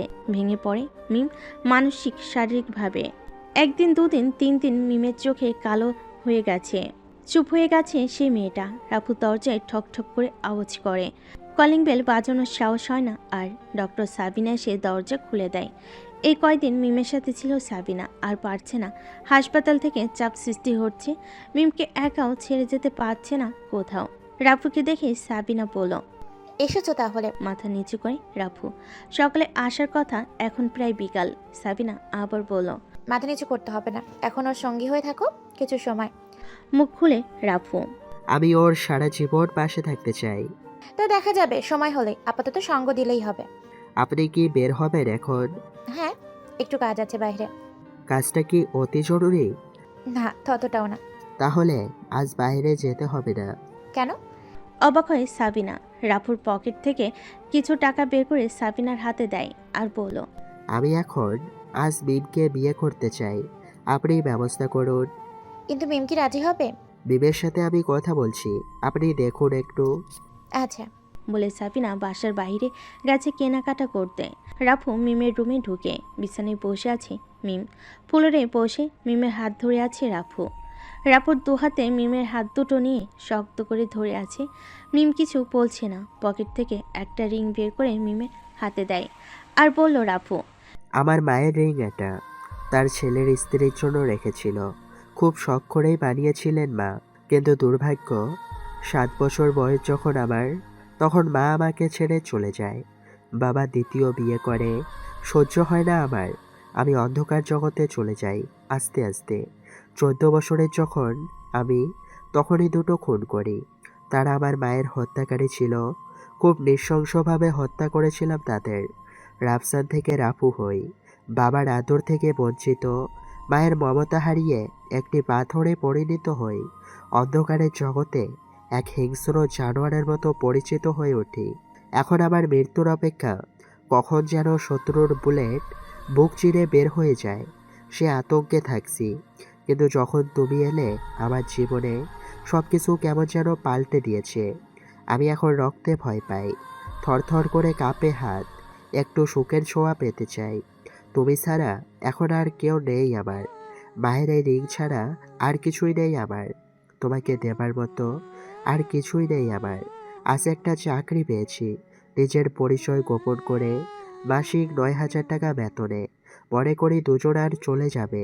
যদি তোমার আরও চাই তাহলে সমস্যা নেই, সেটা দেওয়ার সামর্থ্য আছে। এক নিঃশ্বাসে কথাগুলো বলে একটু থামে রাফু। নিজের হাত দুটো নিজের ঠোঁটের সাথে মিশিয়ে আবার বলে, তোমাকে আর দূরে রাখতে চাই না বেব। সাবিনা আপুও আর থাকতে পারছে না এখানে। দূরের আত্মীয়রাও আর খোঁজ নিচ্ছে না তোমার। তাই তোমাকে আপন করে পেতে আজ বাবার থেকে রিংটা চেয়ে নিয়ে আসছি। কাজী অফিসে গিয়ে দুজনের বন্ধন পবিত্র করে ফেলি। তোমাকে জোর করার মতো শক্তি নেই। ভালোবাসার জোরে এতটুকু বলছি, চলো বিয়ে করি আজ, এক্ষুনি। মিম কথা বলছে না, হাত থেকে রিংটা ফিরিয়ে দিয়েছে রাফুর হাতে। হতাশ রাফু, কি বলবে এখন। এক ঝাঁকমিক জড়ো হয় রাফুর মনে, মাথা ঠেকিয়ে রাখে মিমের কোলে। হালকা করে চুলগুলো টেনে দিচ্ছে মিম। বিষণ্ণ রাফুর মন। তার কোল থেকে রাফুর মাথা সরিয়ে হাত দেয় রাফুর দিকে। পরিয়ে দিবে না, নাকি হাতের মুঠোই রেখে দিবে? রাফু স্তব্ধ। সত্যি কি মিম বলেছে এটা? মুচকি হেসে ফেলেছে মিম। রাফুর হৃৎপিণ্ড ধুকপুক করে ড্রাম বাজানোর মতো লাফাচ্ছে। মিম বলল, তোমার হৃৎপিণ্ড যে বাহির হয়ে আসবে, তাড়াতাড়ি পরিয়ে দাও। রাফুর হাত কাঁপছে, তবুও শক্ত করে মিমকে পরিয়ে বুকে জড়িয়ে নেয়। এক পৃথিবী সুখ আজ দুজনের মনে। ঠোঁটে ঠোঁট মিশতেই কাশি দিয়ে ওঠে সাবরিনা। সরে আসে দুজন। সাবিনা বলল, তাহলে তোমরা প্রস্তুত? কাজী ডাকবো? মিম চুপ হয়ে গেছে। রাফু বলল, আপু, আপনাকে তো বলছি, আর বাসর ঘর কোথায় সাজাবেন? তখনই মিম বলে উঠল, আপু, তুমি আমার রুমেই বাসর সাজাবা। আর মিস্টার রাফসান, আপনিও আজ থেকে আমার বাসায় থাকবেন। আমি আপনার মেসে টেসে থাকতে পারবো না। রাফু হাসছে। সাবিনাপু কাজী অফিসে ফোন করে আসতে বলল তাকে। রাফুর বন্ধুরা ফুলের ব্যবস্থা করে রেখেছে আগে, শুধু ফোনের অপেক্ষা করছিল। রাফুর ফোন পাওয়া মাত্রই তারা চলে আসছে। বিউটি পার্লার থেকে লোক আনা হয়েছে। সমস্ত বাসা সাজাতে সাজাতে রাত তখন 9টা বাজে। সাবিনার বাবা মা এসেছে। মিমের মেঝো মামা মামি হন তারা। মিমের এমন সিদ্ধান্তে তারা অমত ছিল, কিন্তু ওর জেদ হলো। এক কথা বলে দিল তাদের, তোমরা তো এমনিতেই আমাকে উটকো ঝামেলা ভাবো। তোমাদের মতের প্রয়োজন নেই আমার, শুধু জানানোর প্রয়োজন ছিল, তাই জানিয়েছি। সাবিনা কিছু বলেনি আজ। কিছু বলে হয়তো ঝামেলা বাঁধত, কিন্তু সে চায়নি ঝামেলা বাঁধাতে। কাজী সাহেব বিয়ে পড়িয়ে চলে গেলেন। সাবিনা তার বাবা মা এক একে চলে গেলেন, ওদের একা রেখে। স্বামী খাওয়া দাওয়ার জন্য হোটেল থেকেই খাবার আনা হয়েছে। নর্মাল একটা শাড়িতেই বিয়ে হয়েছে মিমের। তার শখ নেই সুন্দর করে সাজবার। তার স্বপ্ন তার ভালোবাসার মানুষ তার পাশেই থাকুক। সেজেগুজে যদি ভালোবাসার মানুষকে না পায়, তাহলে সে সাজুগুজু করার মূল্য নেই। যদিও সে তার ভালোবাসার মানুষকে পেয়েছে। মন চায়নি ভারী গহনা শাড়ি পরে বসে থাকতে। তবে তার রুমটা ফুলে ভরিয়ে সাজিয়েছে সাবিনা। ফুলের গন্ধে মাতাল হয়েছে মিম। রাত তখন 12টা। সবাই চলে যাওয়ার পর দুজন সম্পূর্ণ রুমে। কেউ কারোর আসার জন্য অপেক্ষা করে না। দুজন দুজনের কথা বলার জন্য অপেক্ষা করে। এক খাটে বসে থেকেও দুজন নিশ্চুপ। রাফু একবার ভাবে, ছুঁয়ে দেই তাকে। সাহস করে ওটা হয় না আর রাফুর। ভালোবাসি পবিত্র বন্ধনে আবদ্ধ হয়েও তার উপর জোর প্রয়োগ করায় অন্যায়। স্বামীর অধিকার দুজনে সম্মতিতেই। মিমের হাতটা শক্ত করে ধরে ফেলে রাফু। এর আগেও হাতটা ধরেছে। নরম ঠোঁটে ক্লান্তির ছোঁয়া ছুঁয়েছে। তবুও আজ অন্যরকম লাগছে। আনমনে বলল মিম, ভয় করছে খুব। অন্ধকারে নিঃশ্বাস আটকে আসছে আমার। কি বলছো? আলো জ্বালিয়ে দেই? তড়িঘড়ি করে উঠে দাঁড়ায় রাফু। মিম বলল, আমার ভয় কাটবে না এ আলোয়। নিঃশব্দে খাটের একপাশে বসে রাফু, হাতটা তখন ধরে আছে। ভিতরে পুরুষত্ব নাড়া দিচ্ছে, বারবার ঝাঁপিয়ে পড়ার ইঙ্গিত টানছে। মনোবল কঠোর রাফুর, দৈহিক পরিবর্তন হলো মনকে শান্ত রাখছে। নরম কণ্ঠে রাফু বলল, দেখি আমার গুণবতী বউয়ের কি হয়েছে। হালকা করে গান ছুঁয়েছে রাফু।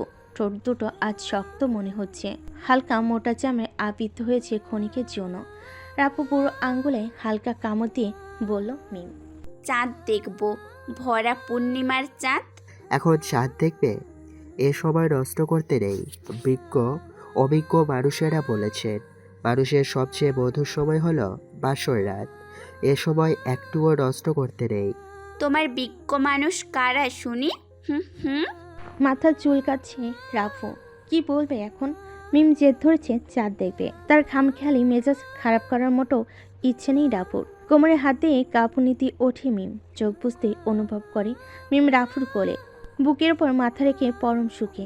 আকাশ জুড়ে সাদা মেঘের রাজ, ফুল ফুটেছে, চাঁদ উঠেছে। ব্যবসা মেঘের উড়ে যাওয়ার দিকে তাকিয়ে আছে মিম। রাফু মিমের কোলে মাথা রেখে শুয়ে পড়ে ছাদে, পা গুছিয়ে বসে আছে মিম। মিম চাঁদ দেখছে আর রাফু মিমকে। ঠোঁটের নিচে ছোট্ট তিলটা জল করছে মিমে। রাফুর হাত বাধা মানছে না, আস্তে করে নরম ঠোঁট টেনে দিচ্ছে। কিছু বলছে না মিম, চুপচাপ চাঁদের দিকে তাকিয়ে আছে। চাঁদের চারিদিকে 2 ফুট উঁচু দেওয়াল, দুজনে শুয়ে থাকলো। চারপাশ থেকে কেউ টের পাবে না। তখন মধ্যরাত, প্রায় ঘুমের শহর। হালকা করে টেনে মিমকে এক করে ফেলে রাফুর দেহে। চাঁদ মুখ লুকায় কালো মেঘে। দুজন সুখী মানুষের সুখের সাগরে নৌকা বয়ে। চাঁদ উকি দেয়নি, বিছানায় শুয়ে আছে ক্লান্ত শরীরে। মিমের পাগলামি আবার শুরু। মাথা উঠিয়ে রাফুর দিকে তাকিয়ে বলল, আইসক্রিম খাবো। হা করে তাকিয়ে আছে মেয়েটার দিকে। জোর কণ্ঠে বলল রাফু, তুমি কি পাগল নাকি? ইস, পাগল না। যাও তো, নিয়ে আসো, আমি আইসক্রিম খাবো। পারবো না। পারবা না? না, পারবো না। আচ্ছা, তুমি আবার আমার কাছে এসো, পারলে তখন দেখাবো। আচ্ছা, আমি যাচ্ছি। এই তো আমার সোনা বটটা। গজগজ করতে করতে একটা গেঞ্জি গায়ে জ্বর ছিল। তখন মিম বলল, গেঞ্জি পরে যাও কোথায়? হুম। তোমাকে উদ্ধার করতে। মুখে হাত দিয়ে খুক খুক করে হেসে দেয় মিম। রাফু চিন্তা করে মেয়েটার ভয়ঙ্কর রূপ বের হচ্ছে আস্তে আস্তে। আগে বলেছিল বিশ্বাস করিনি, এখন বুঝতে পারছি মেয়েটা কতটা বদমাস। ঘুম থেকে বের হবে তখন মিম রাফুকে ডাক দেয়, এই শুনছো? হ্যাঁ বলো। তুমি বাইরে যাচ্ছ, আমি একা একা ভয় পাবো তো। কেন, আইসক্রিম খাবে না? আনতে যাচ্ছি। আইসক্রিম আনতে বাইরে যেতে হবে কেন? হুম। এত রাতে তোমাকে কে দিয়ে যাবে আইসক্রিম শুনি? মিস্টার মাস্তান এনে দিবে। বশকরা করবে না, যাচ্ছি আমি। এই কোথায় যাচ্ছ? তোমার মাথা। আইসক্রিম তো ফ্রিজে আছে। মুখে হাত দিয়ে ফেলে মিম। রাফু রক্ত চক্ষু করে তাকিয়ে আছে মিমের দিকে। আল্লাহ, মেয়েটা আমাকে বেড়েই ফেলবে। তোমাকে তো আস্তে আস্তে মারবো। তবে রে, দেখাচ্ছি বলে রুমের দরজা আটকে দেয় রাফু। সকাল 9টা বাজে তখন। ঘুমো চোখে চারিদিকে তাকাচ্ছে রাফু। মিম নেই পাশে। দরজার সামনে দাঁড়িয়ে আছে শহীদ, রাফুর বাবা। সকল ক্লান্তি মুহূর্তে হারিয়ে গেছে। কোনো রকমে বিছানার উপর বসেই বলল, মিম কোথায়? বাবা তখন বলল, তুই বিয়ে করেছিস, একবারও জানানোর প্রয়োজন মনে করলি না? মিম কোথায় সেটা জিজ্ঞেস করছি আমি। বাবা রাফুর সামনে এগুতে বলল, তুই নিজেকে কি মনে করিস? হ্যাঁ, এতিম মনে করি, মা হারা এক এতিম। তোর সুখের জন্য দ্বিতীয় বিয়ে করি। আমার সুখ চাইলে দ্বিতীয় বিয়ে করতে না বাবা, আমি তোমার সঙ্গ চেয়েছিলাম। যাই হোক, বাসায় চল। আমার বাসা তো এটাই এখন। ঘর জামাই থাকবি এখানে? নিজেকে বেচে দিয়েছিস রাফু, ভাবতেও অবাক লাগছে। সরি বাবা, ঘর জামাই সে থাকে যে নিজের ঘর থেকেও বউয়ের গোলাম হয়ে থাকে, যেমন তুমি। আমি তো ইচ্ছে স্বাধীন। তুই কি ভাবছিস অন্ধকার জগৎ তোকে বাঁচতে দিবে? সেটা তোমার দায়িত্ব। বাঁচানো হলে আমি রাফু, তা গোপন রাখো, দেখবে আমার জীবনটা সুন্দর হবে। তোর মা দুপুরে খাবারের জন্য তোদের ডেকেছে। আমার মা নেই, তুমি চলে যাও। কথাটা বলে চুপ হয়ে যায় রাফু। নতুন শাড়ি গহনা পরে নতুন করে বউ সেজেছে মিম। কি হলো, তুমি যাবে না? বাবা এসেছেন আমাদের নিতে। আমি যাচ্ছি না। তুমি যাবা না মানে? চুপ করে থাকে রাফু। তখন বাবা বলল, মা আমি বলছি, ওর জেদে ও আটকে আছে। বাবা কি বলছেন? যা শুনতে পাচ্ছ তাই। আচ্ছা, তোমার যেতে হবে না, আমি বাবার সাথে যাচ্ছি। রাফু দ্বিতীয় কথা বলল না। মিমকে যেতেও বাধাও দেয়নি। দেখে আসুক নরক। বাসার নিচেই কালো রঙের 4-5টা গাড়ি, একই রকম গাড়ি, এক মডেলের, এক নাম্বার প্লেট। রাফুর বাবা মুচকি হেসে বলল, মা এটা নিরাপত্তার জন্য। মিম বুঝতে পারেনি এখনো রাফুর বাবা কত বড় গ্যাংস্টার। তার বিপদে প্রতি পদে পদে গাড়ি চলছে। একটি গাড়ির সামনে পিছে করছে। হঠাৎ করে কালো রঙের বাইক তাদের পাশে তাল মিলিয়ে চলছে। কালো কাপড়ে মুখ বাঁধা, সানগ্লাস চোখে, পিঠে বাঁধা দুটো তলোয়ার। রাফুর বাবা বলল, আমার ছেলেটা তোমাকে সত্যিই খুব ভালোবাসে, সঙ্গ দিও সব সময়। মিম আশ্বাস দেয় তার বাবাকে। বাবা, কথা দিলাম কখনো ছেড়ে যাব না রাফুকে। সামনে উঁচু দেওয়ালে বাঁধানো একটি বাড়ি, চারপাশে নিস্তব্ধ হাতে অস্ত্র নিয়ে দাঁড়িয়ে আছে কয়েকশো গার্ড। মিম ঘাবড়ে আছে। রাফুর বাবা বলল, নিরাপত্তা মা, কখন কি হয়ে যায় কে জানে, তাই একটু মিমের মুখে কথা নেই, চুপচাপ বসে আছে। বাড়ির ভিতরে গাড়ি প্রবেশ করতে চমকে ওঠে মিম। বাড়ির সামনে খালি জায়গায় ছোট্ট ফুলের বাগানে কত সুন্দর করে সাজানো। পাশে কালো বাইকটা এসে ঢুকলো বাসার ভিতরে। মিম বলল, বাবা, এই বাইকটা তো তখন ছিল না। বাইকটা স্পেশাল কারোর। স্পেশাল কে? তুমি নিজেই দেখে নাও। বলে গাড়ি থেকে বের হয় মিম। বাসার সবাই বাহিরে চলে আসছে। রাফুর সৎমা, বাবার দ্বিতীয় বইয়ের ছোট মেয়ে আরিফা আর বড় ছেলে আব্দুল্লাহ। আব্দুল্লাহকে বন্ধু ভেবে সে তাকে কখনোই ভাই ভাবেনি রাফু। সৎমা সবার সামনে।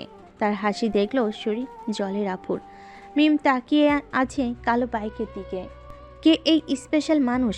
কালো কাপড়ে বাঁধা, মুখ খুলেনি, তড়িঘড়ি করে বাসার ভিতর প্রবেশ করে। বাবা, মানুষটা কে এমন অদ্ভুতভাবে সেজেছে? তার উপর বাসার ভেতরে ঢুকেও যাচ্ছে। তুমি ভুল ভাবছো মা, ওর রাগ ওর জেদ সহ্য করবে কিভাবে সেটাই ভাবছি। মানে? মিমের মাথায় কিছু ঢুকছে না।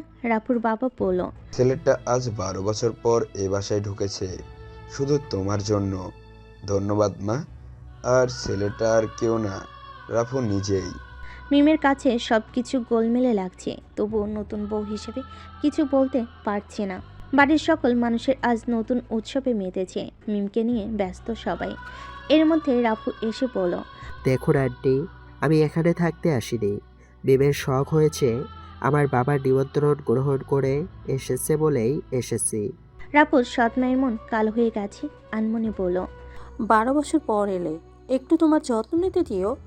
আমি মায়ের জায়গা নিতে পারবো না, কিন্তু তুমি যে আমাকে আন্টি ডাকলে, সেই অধিকার একটু দিও। নতুন বউকে নিয়ে এসেছো। রাফুর দ্বিতীয় কথা বলার সুযোগ নেই। রুমে ফিরে যাচ্ছে রাফু। মিম বলল, মা, আমি একটু ওর রুমটা দেখে আসি। আচ্ছা যাও। রাফুর সৎমা হলো রাফুকে নিজের ছেলের মতোই ভাবছে, কিন্তু রাফি তাদের অবহেলা করছে। মিম রাফুর রুমে প্রবেশ করে স্তব্ধ। দেওয়ালের চারপাশে রাফুর মায়ের ছবি টাঙ্গানো। মন খারাপ করে আছে রাফু। মিম পাশে বসে রাফুর। রাফু তখন বলে, আমার মা খুন হয়েছিল।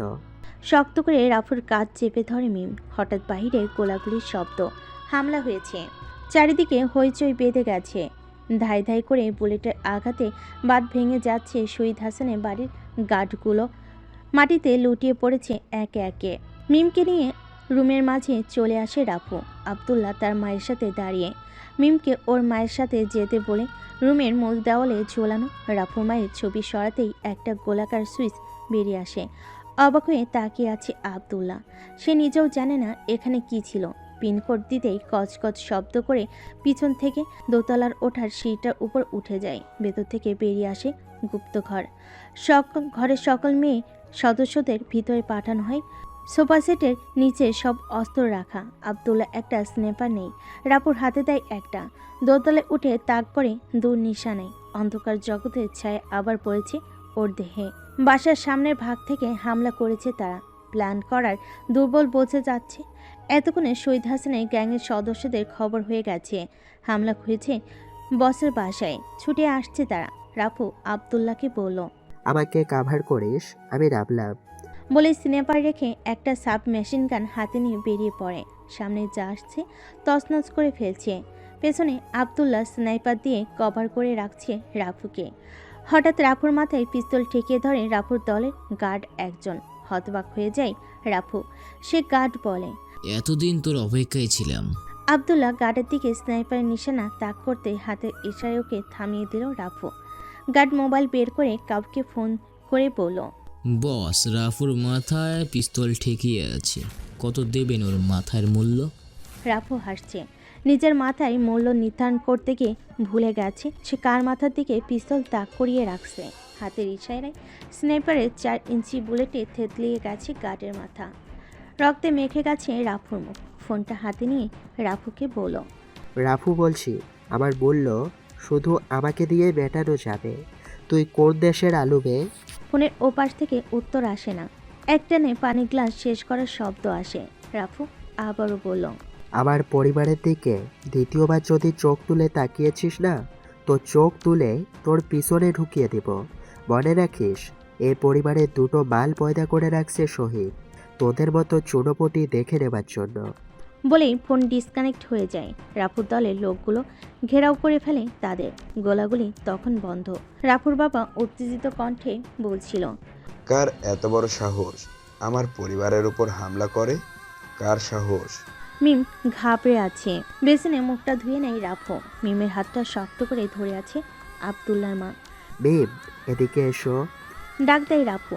মিমের পাশে এসে দাঁড়াতেই রাফু বলল, দ্য ব্ল্যাক ড্রাগন পরিবার, প্রতিষ্ঠাতা শহীদ আমার জন্মদাতা মিসেস শহীদ, তার পরিবার। দেওয়ালে ঝোলানো মায়ের ছবি দেখছো না? আমার গর্ভধারিণী মা, তাকে খুন করা হয়েছে। তা তো বলছিলাম তোমাকে, আজ সবার সামনে কথাটা বলি। রাফু, এসব কেন?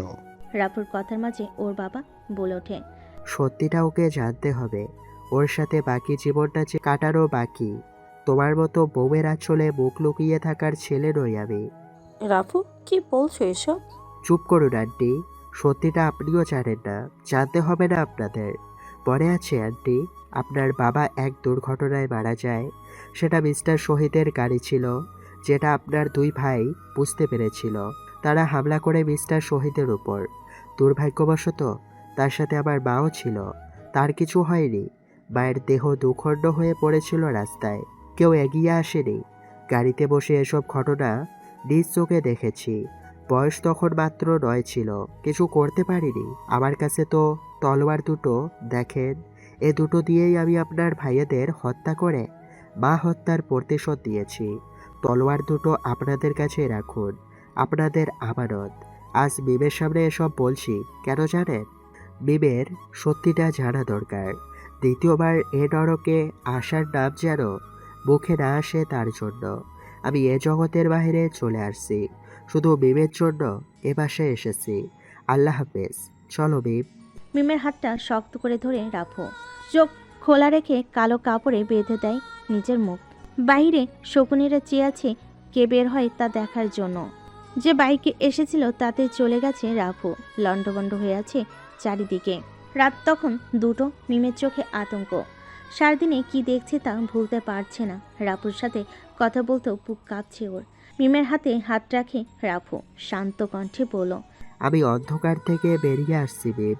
আমি সে জগৎ ফিরেতে চাই না। তুমি বরং নিজ ইচ্ছেতেই গেছো এমন জায়গায় যেখানে নরকের চাইতেও কষ্টকর। মৃত্যু সবসময় হাতের মুঠোয় থাকে। তুমি নিজ চোখে দেখেছ। সব কিছু ছেড়ে চলে এসেছি আমি। আমার শুধু তুমি চাই। আজ চলে যাব অনেক দূরে। তুমি আর আমি থাকবে না, কেউ কেউ আমাদের চিনবে না। এমন জায়গায় চলে যাব, তবুও আমি একটা তুমি চাই। মিম কিছু বলছে না। রাফুর চোখে পানি ঝরছে। মিম বসা থেকে উঠে নিজের লাগেজ গোছানো শুরু করে। চোখ মুছে মিম বলল, কি হলো? তোমার কিছু লাগবে না?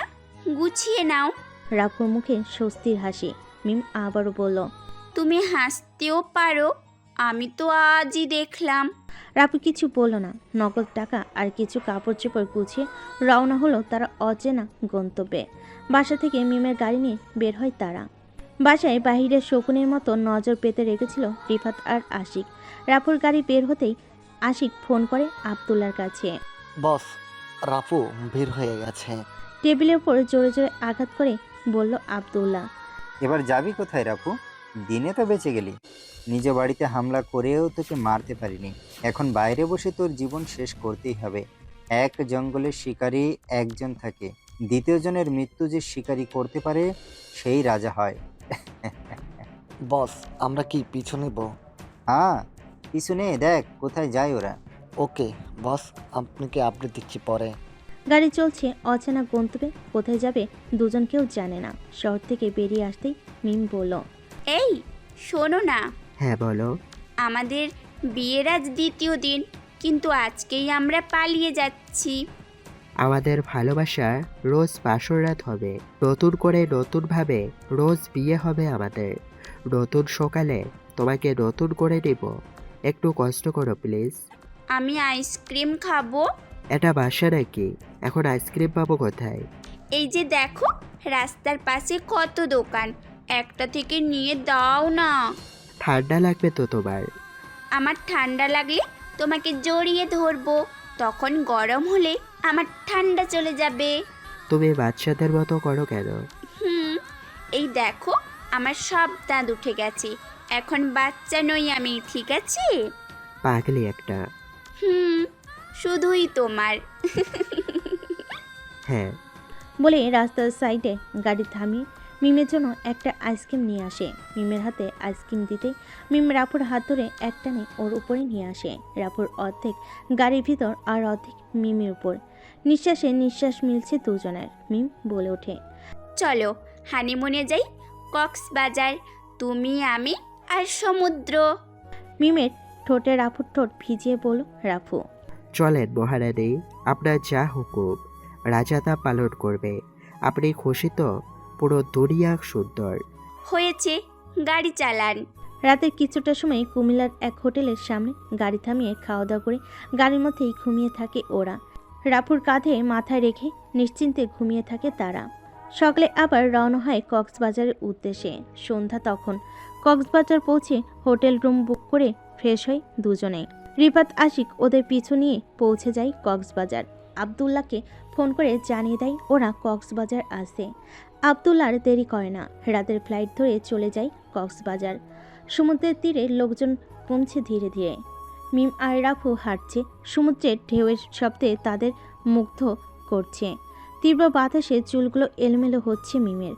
পাশেই টুরিস্টের বসার জন্য একটা বেঞ্চ রাখা, ঘন্টা হিসেবে ভাড়া নেই তারা। রাফু বসেছে, মিম দাঁড়িয়ে আছে, বাতাসে নিজেকে হারাচ্ছে। আসক্ত হচ্ছে রাফু, মিমের আসক্ত। কোমর ধরে বসিয়ে ফেলে রাফুর কোলে। ঘাড়ের উপর গরম নিঃশ্বাস ফেলে কানের পাশে মুখ নিয়ে বলে রাফু, ম্যাডাম রুমে চলি। জি না, আমি এখানেই ভালো আছি, রুমে গেলে। থমকে গেছে মিম। রাফুর হাত থেকে ছুটতে চাইছে, পারছে না। চুলের ঘ্রাণে ডুব দিচ্ছে রাফু মিমের গভীরে। তীব্র বাতাস, সাগরে অদৃশ্য শব্দে নেশাগ্রস্ত রাফু।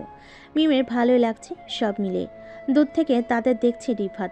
শরীরে তার প্রতি রাগ বুদবুদ করে ফুটছে। হাতে ছুরিটা শক্ত করে ধরে বলছে, আশিক, মনে চাচ্ছে ওকে এখনই শেষ করে ফেলি। ভাই শান্ত হন, আব্দুল্লাহ ভাই আসুক, তারপর না হয় খুনটা আপনি করবেন, দোষটা আব্দুল্লাহ ভাইয়ের উপরে চাপিয়ে দিবেন। হ্যাঁ, এটা ঠিক। সাফও মরল, লাঠিও ভাঙলো না। এটা ভেবে ফিরে আসে রিফাত আর আশিক। মিমকে কাছে টেনে নিয়েছে রাফু। নিস্তব্ধ সমুদ্রের দিকে কেউ নেই ওদের বিরক্ত করার জন্য। দু এক জোড়া লাপাট রাফুর মতোই তার লাইফ লাইনকে জড়িয়ে হাঁটছে। এই আমি ভিজবো, হঠাৎ বলে উঠল মিম। রাফুর তো চোখ লাল হয়ে যাচ্ছে মেয়েটার পাগলামি দেখে। কি বলছো আবার, বলো তো? রাফুর কথা শুনে মিম একটু থমকে যায়। এত রাতে যতই পাগলামি করুক না কেন, মিমকে সমুদ্রে ভিজতে দিবে না রাফু। না মানে পা ভেজাবো সমুদ্রের ঢেউয়ে। না, ভেজাতে হবে না প্লিজ, বলে মেয়েটার হাত দুটো রাফুর দিকে বাড়িয়ে দেয়। চোখ টলমলো করছে। রাফু না করলেও কেঁদেই দিবে মেয়েটা, এমন ভাব করে আছে মিম। মেয়েটার গালে একটা টান দিয়ে বলল রাফু। পাগলি একটা। বেঞ্চ থেকে উঠতেই বেঞ্চে ভাড়া নিতে চলে আসে একজন। রাফু তাদের পাওনা মিটিয়ে জলের কাছে চলে আসে। ভেজা বালুতে পা রেখে লাফিয়ে ওঠে মিম। বাচ্চা মেয়েদের মতো ছোট ছোট লাফ দিচ্ছে সে। ছোট ছোট কাকড়া দেখে আতকে চিৎকার দিয়ে রাফুর কোলে চড়ে বসে। পাগল মেয়েটাকে বুঝিয়ে তারপর নিচে নামে রাফু। ঢের প্রতি ঢের শব্দ বৃদ্ধি পাচ্ছে। পানি এসে শুয়ে যাচ্ছে মিমের শরীর। হিংসে হচ্ছে রাফুর। মিমকে ছুঁয়ে যাক নিস্তব্ধ রাতের তো শুধু রাফি। অন্য কিছুর স্পর্শে শিহরণ জাগুক ওর দেহে তা কখনোই মেনে নিতে পারে না রাফু। মেয়েটা লাফাতে লাফাতে অনেকটা দূরে চলে যায়। রাফু ওর পিছু পিছু আসছে। চাঁদের আলোয় সব কিছু যেন স্পষ্ট সন্ধ্যা নামার মতো। হেই সুন্দরী, উফ কি ফিগার মাইরি, চল রুম বুক করা আছে। কথাগুলো বলছে আর মিমের চারপাশে ঘুরঘুর করছে কয়েকটা ছেলে। মিম চারিদিকে তাকাচ্ছে, দিশাহারা মিম। তাদের মধ্যে একটা ছেলে বলে উঠল, মামা ধর, এখন আমাদের কেউ কিছু করতে পারবে না। বলতে পিছন থেকে একটা ছেলে মিমকে জাপটে ধরেছে। শকুনের চাহনিতে চেয়েছে সামনে থাকা ছেলেগুলো। চিৎকার দিতে গিয়েও বাধা ঠেকে। মুখ চেপে ধরে আরেকজন। সামনে থাকা ছেলেটা মিমের দিকে এগুচ্ছে। ধাপ করে এক শব্দ। কানের ওপাশ থেকে রক্ত ছিটকে বেরিয়ে পড়ছে। হাঁটুকড়ে বসে পড়েছে ছেলেটা। পিছনে দাঁড়িয়ে আছে রাফু, হাতে সমুদ্রে ভেসে আসা লোহার পাত। বসা ছেলেটার পিঠে এক আঘাতে লুটিয়ে পড়ে মাটিতে। মিমকে ছেড়ে দিয়ে ছেলেগুলো দৌড়ে পালানোর চেষ্টা করলে রাফু পিছন থেকে 4টা বুলেট খরচ করে 4 জনের পায়ে নিশানা। গড়াগড়ি খাচ্ছে তারা বালুর উপরে। দুজনের পায়ে নিশানা লেগেছে আর দুজনের মস্তিষ্কে। সাথে সাথে মৃত্যু দুজনার। ভেজা বালুর রক্তে লাল হয়ে যাচ্ছে। রাফুর রক্ত টকবগিয়ে ফুটছে। সামান্য পানি ওকে ছুঁয়েছে, তার কারণেই ওর রাগ হচ্ছিল। আর এরা তো মানুষ। পায়ে হাত দিয়ে চেপে ধরে চিৎকার করছে দুটো ছেলে। তাদের সামনে দাঁড়িয়ে রাফু, লোহার পাত। তোরা ভুল করছিস রে, ভুল মানুষের শরীরে স্পর্শ করেছিস বলে ওদের দুজনকে আঘাত করা শুরু করে দেয় রাফু। আমার কলিজায় হাত দিবি তোরা, তাই না? চিৎকার করে বলছে এগুলো। তার শরীরে সমস্ত শক্তি দিয়ে ওদের আঘাত করছে। দেহের হাড়গুলো মরমর করে ভাঙছে। সে শব্দ রাপুর কান পর্যন্ত পৌঁছে যাচ্ছে। ওদের আর্তনাদ রাপুর কোণে পৌঁছায় না। টহলকারী পুলিশ দৌড়ে আসছে ওদের চিৎকার শুনে। ঘটনা স্থানে ততক্ষণে রাফুর 2টো বুলেট ওদের দেহে চিরে বের হয়ে গেছে। পুলিশ 5টা লাশ উদ্ধার করে সেখান থেকে কে মেরেছে প্রমাণ নেই। হোটেলে আসতে আসতে মিম বলল, ওদের এভাবে মারা ঠিক হয়েছে কি? তোমাকে স্পর্শ করা সেই সকল মানুষের মৃত্যু ভয়াবহ হবে। তোমাকে স্পর্শ করার অধিকার শুধু আমার। আসছে অধিকার দেখাতে। রাফুর রাগ তখনও কমেনি। বড় বড় নিঃশ্বাস ফেলছিল, চোখ লাল হয়ে আছে। মিম রাফুর দিকে তাকিয়ে একটু চুপ হয়ে গেছে। আবার বলল, আমি তো তোমারই। তুমি ছাড়া যে আমাকে স্পর্শ করবে তার হাত আমি ভেঙে দিব। শুধু হাত না, জীবন যাবে। হয়েছে হয়েছে, আর জীবন নিতে হবে না। আমি একটা রাফুকে চাই, যে রাফু এসব মারধর থেকে সম্পূর্ণ আলাদা। আমি আমার জন্য মারধর ছেড়েছি, তোমার জন্য ছাড়িনি। আমার উপর অন্যায় হবে সহ্য করব, কিন্তু তোমার উপরে ফুলের টোকা আসলেও আমি হিংস্র হব, কারণ তুমি স্পেশাল। কেমন স্পেশাল মিস্টার মাস্তান? রাপুর কথা বলা মোটেও ইচ্ছে নেই এখন। নির্বিলি হোটেলের রুমে ঢুকে ফ্রেশ হয়ে বিছানায় ওঠে। অন্ধকার রুমে মিমের বুকে মুখ লুকিয়ে দুজন এক হয়ে যাচ্ছে সুখের সাগরে। পরের দিন সকালে পুলিশের তদন্ত করছে সমুদ্রের তীরে। সমুদ্রের জলে সব কিছু সমান হয়ে গেছে, ধুয়ে গেছে সব কিছু। রিপাত সব ঘটনা শুনে স্তব্ধ। 5টা লাশ অথচ খুনি উধাও। আশিকের আশঙ্কা খুনিগুলো রাফুইর হাতেই হয়েছে। সে সময় রাফুই এখানটায় ছিল। এরই মাঝে আবদুল্লাহ এসেছে ওদের ওখানে। রিফাত আবদুল্লাহর সামনে এগিয়ে বলল, বস, গত রাতে 5 জন খুন হয়েছে এখানে। তো না, সব তা নয়। ট্যুরিস্টদের নিরাপত্তার জন্য পুলিশ পাহারা বেশি হবে এখানে। তাই বলছিলাম কি, কাজটা অন্য এক জায়গায় করলে ভালো হয় না? ঠাস করে একটা চড় মেরে দেয় রিফাতের গালে আবদুল্লাহ। রক্ত চক্ষু করে বলল আবদুল্লাহ, এমন সুযোগ দ্বিতীয়বার আসবে বলে মনে হয় না। শহরে বসে রাফুর শরীরে চুল পরিমাণ আঘাত করা সম্ভব না, তাই যা করতে হবে এখানে পুলিশ আমি দেখে নেব। রেফাত আর কিছু বলল না, নিজের শরীরে রাগ কন্ট্রোল করে রেখেছে শুধু।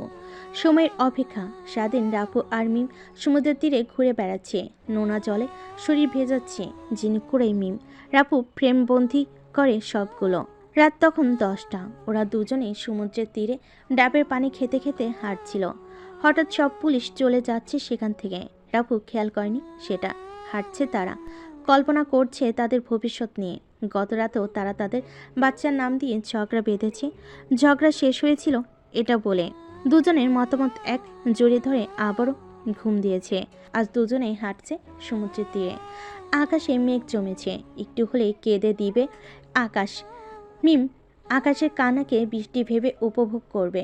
রাফু করে মিমের পাশে দাঁড়িয়ে। আব্দুল্লাহ, আশিক আর রিফাতকে মুখে কালো কাপড়ে বেঁধে নিতে বলে।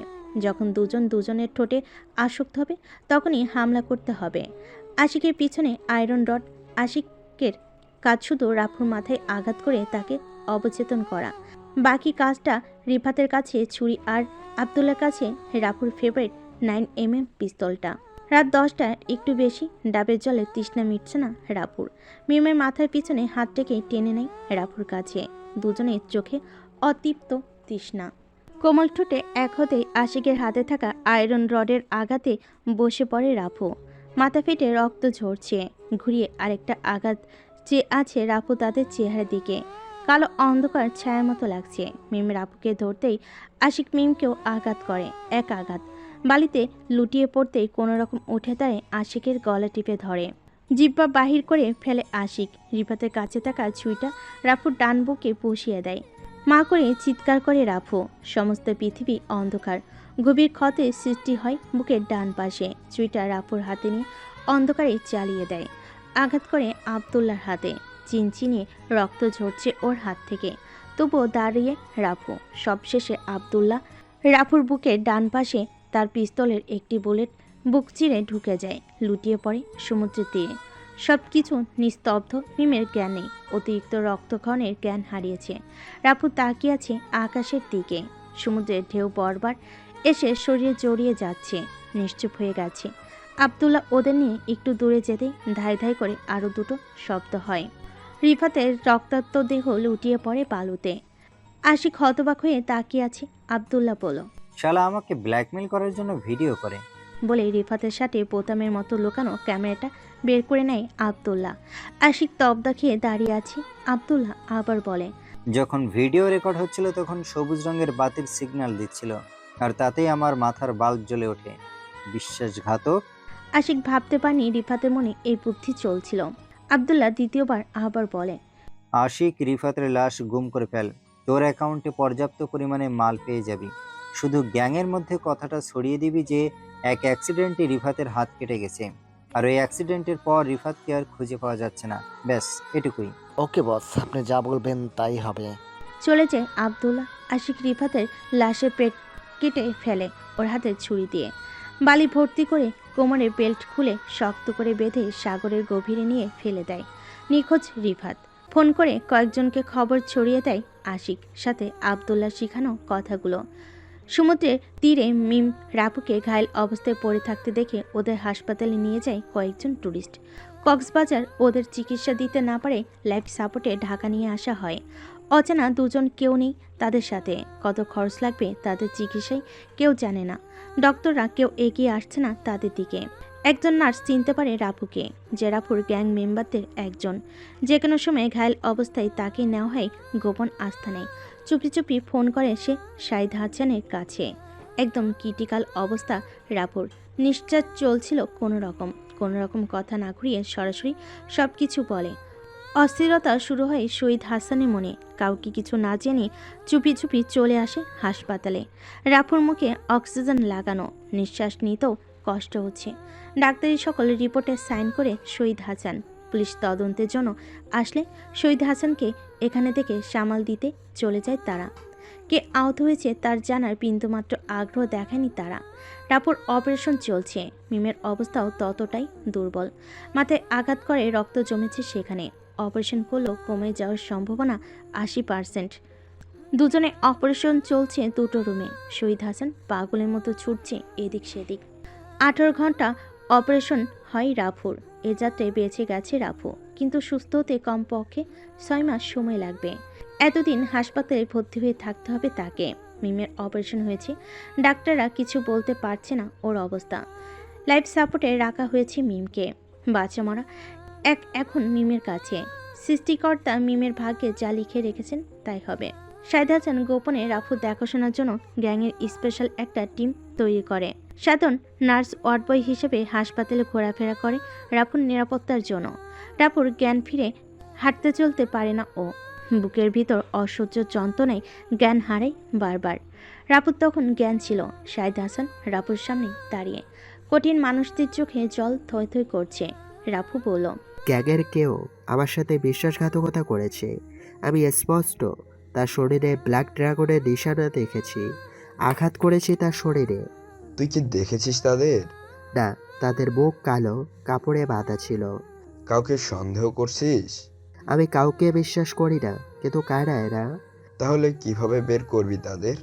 আমি নই, তুমি খোঁজ নাও আমার উপরে। যেদিন হামলা হয় সেদিনের আশেপাশে কেউ আহত হয়েছে কিনা। শহীদ হাসান থমকে যায়। কিছু না বলে রাফুর সামনে থেকে বের হতে হতে বলছিল, আমি দেখব। শহীদ হাসানের চেহারায় ভীষণের ছাপ। কেন জানি মনে হচ্ছে তার আপন কাউকে হারাতে চলেছে। বাসায় দ্রুত চলে আসে শহীদ হাসান। আবদুল্লার শরীরে প্রচণ্ড জ্বর, হাতে বড়সড় ব্যান্ডেজ লাগানো। শহীদ হাসান আবদুল্লার সামনে এসে বলল, কাজটা কেন করলি তুই? ও তোর ভাই হয়, তুইও আমার ছেলে। এখন আমি কাকে বাঁচাই, নাকি নিজেই মরে যাই? রাফু কি বেঁচে আছে? আটকে ওঠে আবদুল্লাহ। শহীদ হাসান নরম কণ্ঠে বলল, রাফু জানবে না তোর কথা, কিন্তু তুই যদি দ্বিতীয়বার রাফুর উপর হামলা করিস তাহলে আমি ভুলে যাব তুই আমার ছেলে। রাফুর শরীরে ততটুকু শক্তি নেই। একদিন, দুদিন, 7 দিনে পুরো 3 মাস কেটে যায় রাফুর। মিমের চোখ খোলে না। নিশ্চিন্তে ঘুমিয়ে আছে সে। টোল পড়া গালটা শুকিয়ে গেছে তার। রাফুর চোখের জল পড়তে পড়তে কালো আবরণ সৃষ্টি হয়েছে। এরই মাঝে গ্যাংয়ের মধ্যে রিফাতের নিখোঁজ বাবার সংবাদ ছড়িয়ে গেছে। রাফুর কান পর্যন্ত পৌঁছেছে কথাটি। সে শুধু অপেক্ষা করছে সুস্থ হবার। মিমের কানে কানে রোজ বলতো রাফু, তোমার চোখ খোলার আগে সেই সব মানুষদের এমন নিকৃষ্ট মৃত্যু দিব যেন পৃথিবীর সমস্ত মানুষ তাদের লাশ দেখে আটকে ওঠে। প্রার্থনা করবে এমন মৃত্যু যেন তাদের না হয়। যতটা ভয়ানক মৃত্যু হয় তার চেয়েও বেশি ভয়ানক মৃত্যু দিব তাদের। নিঃশব্দে শুনে যায় মিম। অবচেতন হয়ে পড়ে আছে। চোখ মেলছে না, কানে শুনছে না কিনা তাও অজানা। মিমের লম্বা চুলগুলো কেটে ফেলেছে। রাপু হাত দিয়ে এলোমেলো চুলগুলো আর ঠিক করে দিচ্ছে না, শুধু অপেক্ষা। সুস্থ হতে রাপুর আত্মগোপনে রিফাতের বাসায় খোঁজ। রিফাতের খোঁজ শুনেছে রিফাতের ছোট ভাই ভার্সিটিতে পড়ে, কিন্তু কে তার ভাই সেটাই জানা ছিল না। রাপুর পরিচয় গোপন করে ভার্সিটির অ্যাডমিশন নিয়ে চলতে থাকে সময়। একসময় বৃষ্টি থামে। মায়ের কবরের পাশে শুয়ে আছে রাফু। পাশেই আরেকটি নতুন কবর সাইমার। হতাশ রাফু। কিভাবে তাদের বের করবে সেটাই ভাবনার বিষয়। হঠাৎ রাফুর মোবাইলে একটা ফোন আসে, সিম কোম্পানির অফিসিয়াল নাম্বার থেকে। চমকে উঠে দাঁড়ায় রাফু। বাসে এসে জামাকাপড় চেঞ্জ করে চলে যায় সিম কোম্পানির অফিসে। রিফাত যে সিম ব্যবহার করে সেই সিম অফিসে একজন কর্মকর্তার কাছে এসে কিছু টাকা রাখে টেবিলের উপর আর বলে, স্যার, আমার একটা সিমের মালিকের খোঁজ করতে হবে, যদি সাহায্য করতেন। সেই কর্মকর্তা নরম কণ্ঠে জবাব দিল, দুঃখিত স্যার, আমরা গ্রাহকের নিজস্ব তথ্য প্রকাশ করতে পারি না। অনুগ্রহ করে একটু দেখেন, খুব জরুরি ছিল। নরম কণ্ঠে কর্মকর্তা আবারও জবাব দিল, সরি স্যার। বলে রাফু সে কর্মকর্তার চেয়ারে লাথি মারে। ছিটকে পড়ে চেয়ার থেকে সে। ঘাড়ে হাত রেখে একটু বাঁকিয়ে বলতে লাগলো রাফু, শালা, তোর কানে কি কথা যায় না? ভদ্রভাবেই বলছি, শুনছিস না? দাঁড়া, সোজা হয়ে দাঁড়িয়ে টেবিলে বসে। অফিসের সকলে রাফুর দিকে তাকিয়ে আছে। একজন পুলিশকে ফোন করছে। রাফুর পিছনে গুজে রাখা পিস্তলটা টেবিলের উপর রাখতেই থরথর করে কাঁপতে শুরু করে সেখানকার কর্মকর্তারা। রাফু আবার বলে, আমার কাজ করে দিবি নাকি জীবন থেকে হাত ধুয়ে ফেলবি? সরি, আমি দেখছি। কর্মকর্তাটা চেয়ার টেনে রাফুর সামনে এনে বলে, বসেন স্যার, আমি কাজটা করে দিচ্ছি। কম্পিউটারের সামনে দাঁড়িয়ে কিবোর্ডে সার্চ করে রানিং নাম্বারে পেল না রিফাতের নাম্বার। কর্মকর্তা বলল, স্যার, এ নাম্বার এখন আর চলছে না। বন্ধ হয়েছে কতদিন হলো? ওয়েট স্যার, দেখছি। বলে কর্মকর্তা আবারও মনোযোগ দেয় কাজে। কিছুক্ষণ পরে সে বলল, স্যার, এটা 2 বছর আগেই বন্ধ হয়েছে। লোকেশন কোথায়? রাফুর কথা শেষ না হতেই পুলিশের দুটো গাড়ি এসে অফিসের চারপাশে ঘেরাও করে রাখে। সাব ইন্সপেক্টর হুমায়ুন কবির অফিসের ভিতরে ঢুকে। সামনেই রাফু, টেবিলের উপর পিস্তল রাখা, মুখ ঘোরানো অন্যদিকে। রাফুর মাথায় হুমায়ুন কবিরের পিস্তলের নলটা ওর মাথায় ঠেকিয়ে বলল, আমার এলাকায় মাস্তানি চলবে না। মাথা না ঘুরিয়ে রাফু বলল, আমার সামনে পুলিশের আইন চলবে না। পিছনে ঝোলানো রাফুর বাবরি চুল মুট করে ধরে হুমায়ুন কবির, জোরে জোরে বলে, দেখি তোর কোন বাপ এসে তোকে ছাড়িয়ে নেয়। হা হা হা হা। রাফু হাসতে হাসতে হুমায়ুন কবিরের সামনে দাঁড়ায়, চোখ বড় বড় করে তাকিয়ে থাকে রাফুর দিকে। হুমায়ুন কবির ব্ল্যাক ড্রাগনের ক্যাডার, তাকে নিয়ন্ত্রণ করত রাফু। রাফুর মৃত্যুর সংবাদে তাদের সবার কাছে পৌঁছে গেছিল। কেউ বিশ্বাস করেছিল, কেউ করেনি। জীবিত রাফুকে সামনাসামনি দেখে আটকে ওঠে হুমায়ুন কবির, চুল ছেড়ে দিয়ে বলে উঠল, রাফু ভাই। সাথে সাথে দাঁড়িয়ে যায় অফিসের সকল কর্মকর্তা। কেউ রাফুকে নিজের চোখে দেখেনি, ওর তাণ্ডবের কথা শুনেছে। চোখের ইশারায় হুমায়ুন স্যারকে চলে যেতে বলল রাফু। মুহূর্তে সব কিছু খালি করে চলে গেছে তারা। রাফুর পিস্তলটা এখনও টেবিলের ওপর। কর্মকর্তা বলল, স্যার, কক্সবাজারে এই নাম্বারটি শেষবারের মতো বন্ধ হয়েছে। তবে বন্ধ হবার 2 ঘন্টা আগে একটা নাম্বারে ফোন করেছিল সে। কার নাম্বার ছিল সেটা? জি স্যার, আসিক নামে রেজিস্ট্রেশন করা আছে আমাদের ফাইলে। তার ছবি, অ্যাড্রেস? বুঝেছি স্যার। বলে সে কর্মকর্তা রাফুর হাতে একটা প্রিন্ট কপি বের করে দেয়। আশিকের ছবি আর ন্যাশনাল কার্ডের যে অ্যাড্রেস সেটা। পিস্তলটা নিয়ে রাফু বের হয়ে যায় সেখান থেকে। আশিকের ছবি কাগজ থেকে মোবাইলে তুলে নেয় রাফু। রিয়াজের কাছে সেন্ড করে সেটা। রিয়াজ রিপ্লাই করে, এটা তো আশিক বস। ওকে আমার দরকার। কিন্তু বস, আশিক তো আজ দেশ ছেড়ে যাচ্ছে। কি? কখন? কোন দেশে যাচ্ছে? মালয়েশিয়ায় যাচ্ছে আজ সন্ধ্যায় ফ্লাইটে। আশিক এখন কোথায়? গুলশানের 13 নম্বর সেক্টরে আছে বস। ওকে। বলে ফোন রাখে রাফু। রিয়াজ ব্ল্যাক ড্রাগনের চতুর্থ কন্ট্রোলার। 1000 ক্যাডেট ওর আওতায় কাজ করে। আবদুল্লাহ আর রাফু ব্ল্যাক ড্রাগনের চিফ কন্ট্রোলার। রিয়াজের মতো 7 জন কন্ট্রোলার আছে ব্ল্যাক ড্রাগনের। মোট 7000 ক্যাডেট। যে কোনো দুর্গ মুহূর্তে গুড়িয়ে দিতে পারে ড্রাগন। কিন্তু যখন পিছন থেকে হামলা হয় তখন এর 7 যেন অসহায় হয়ে পড়ে 700 জনের কাছে।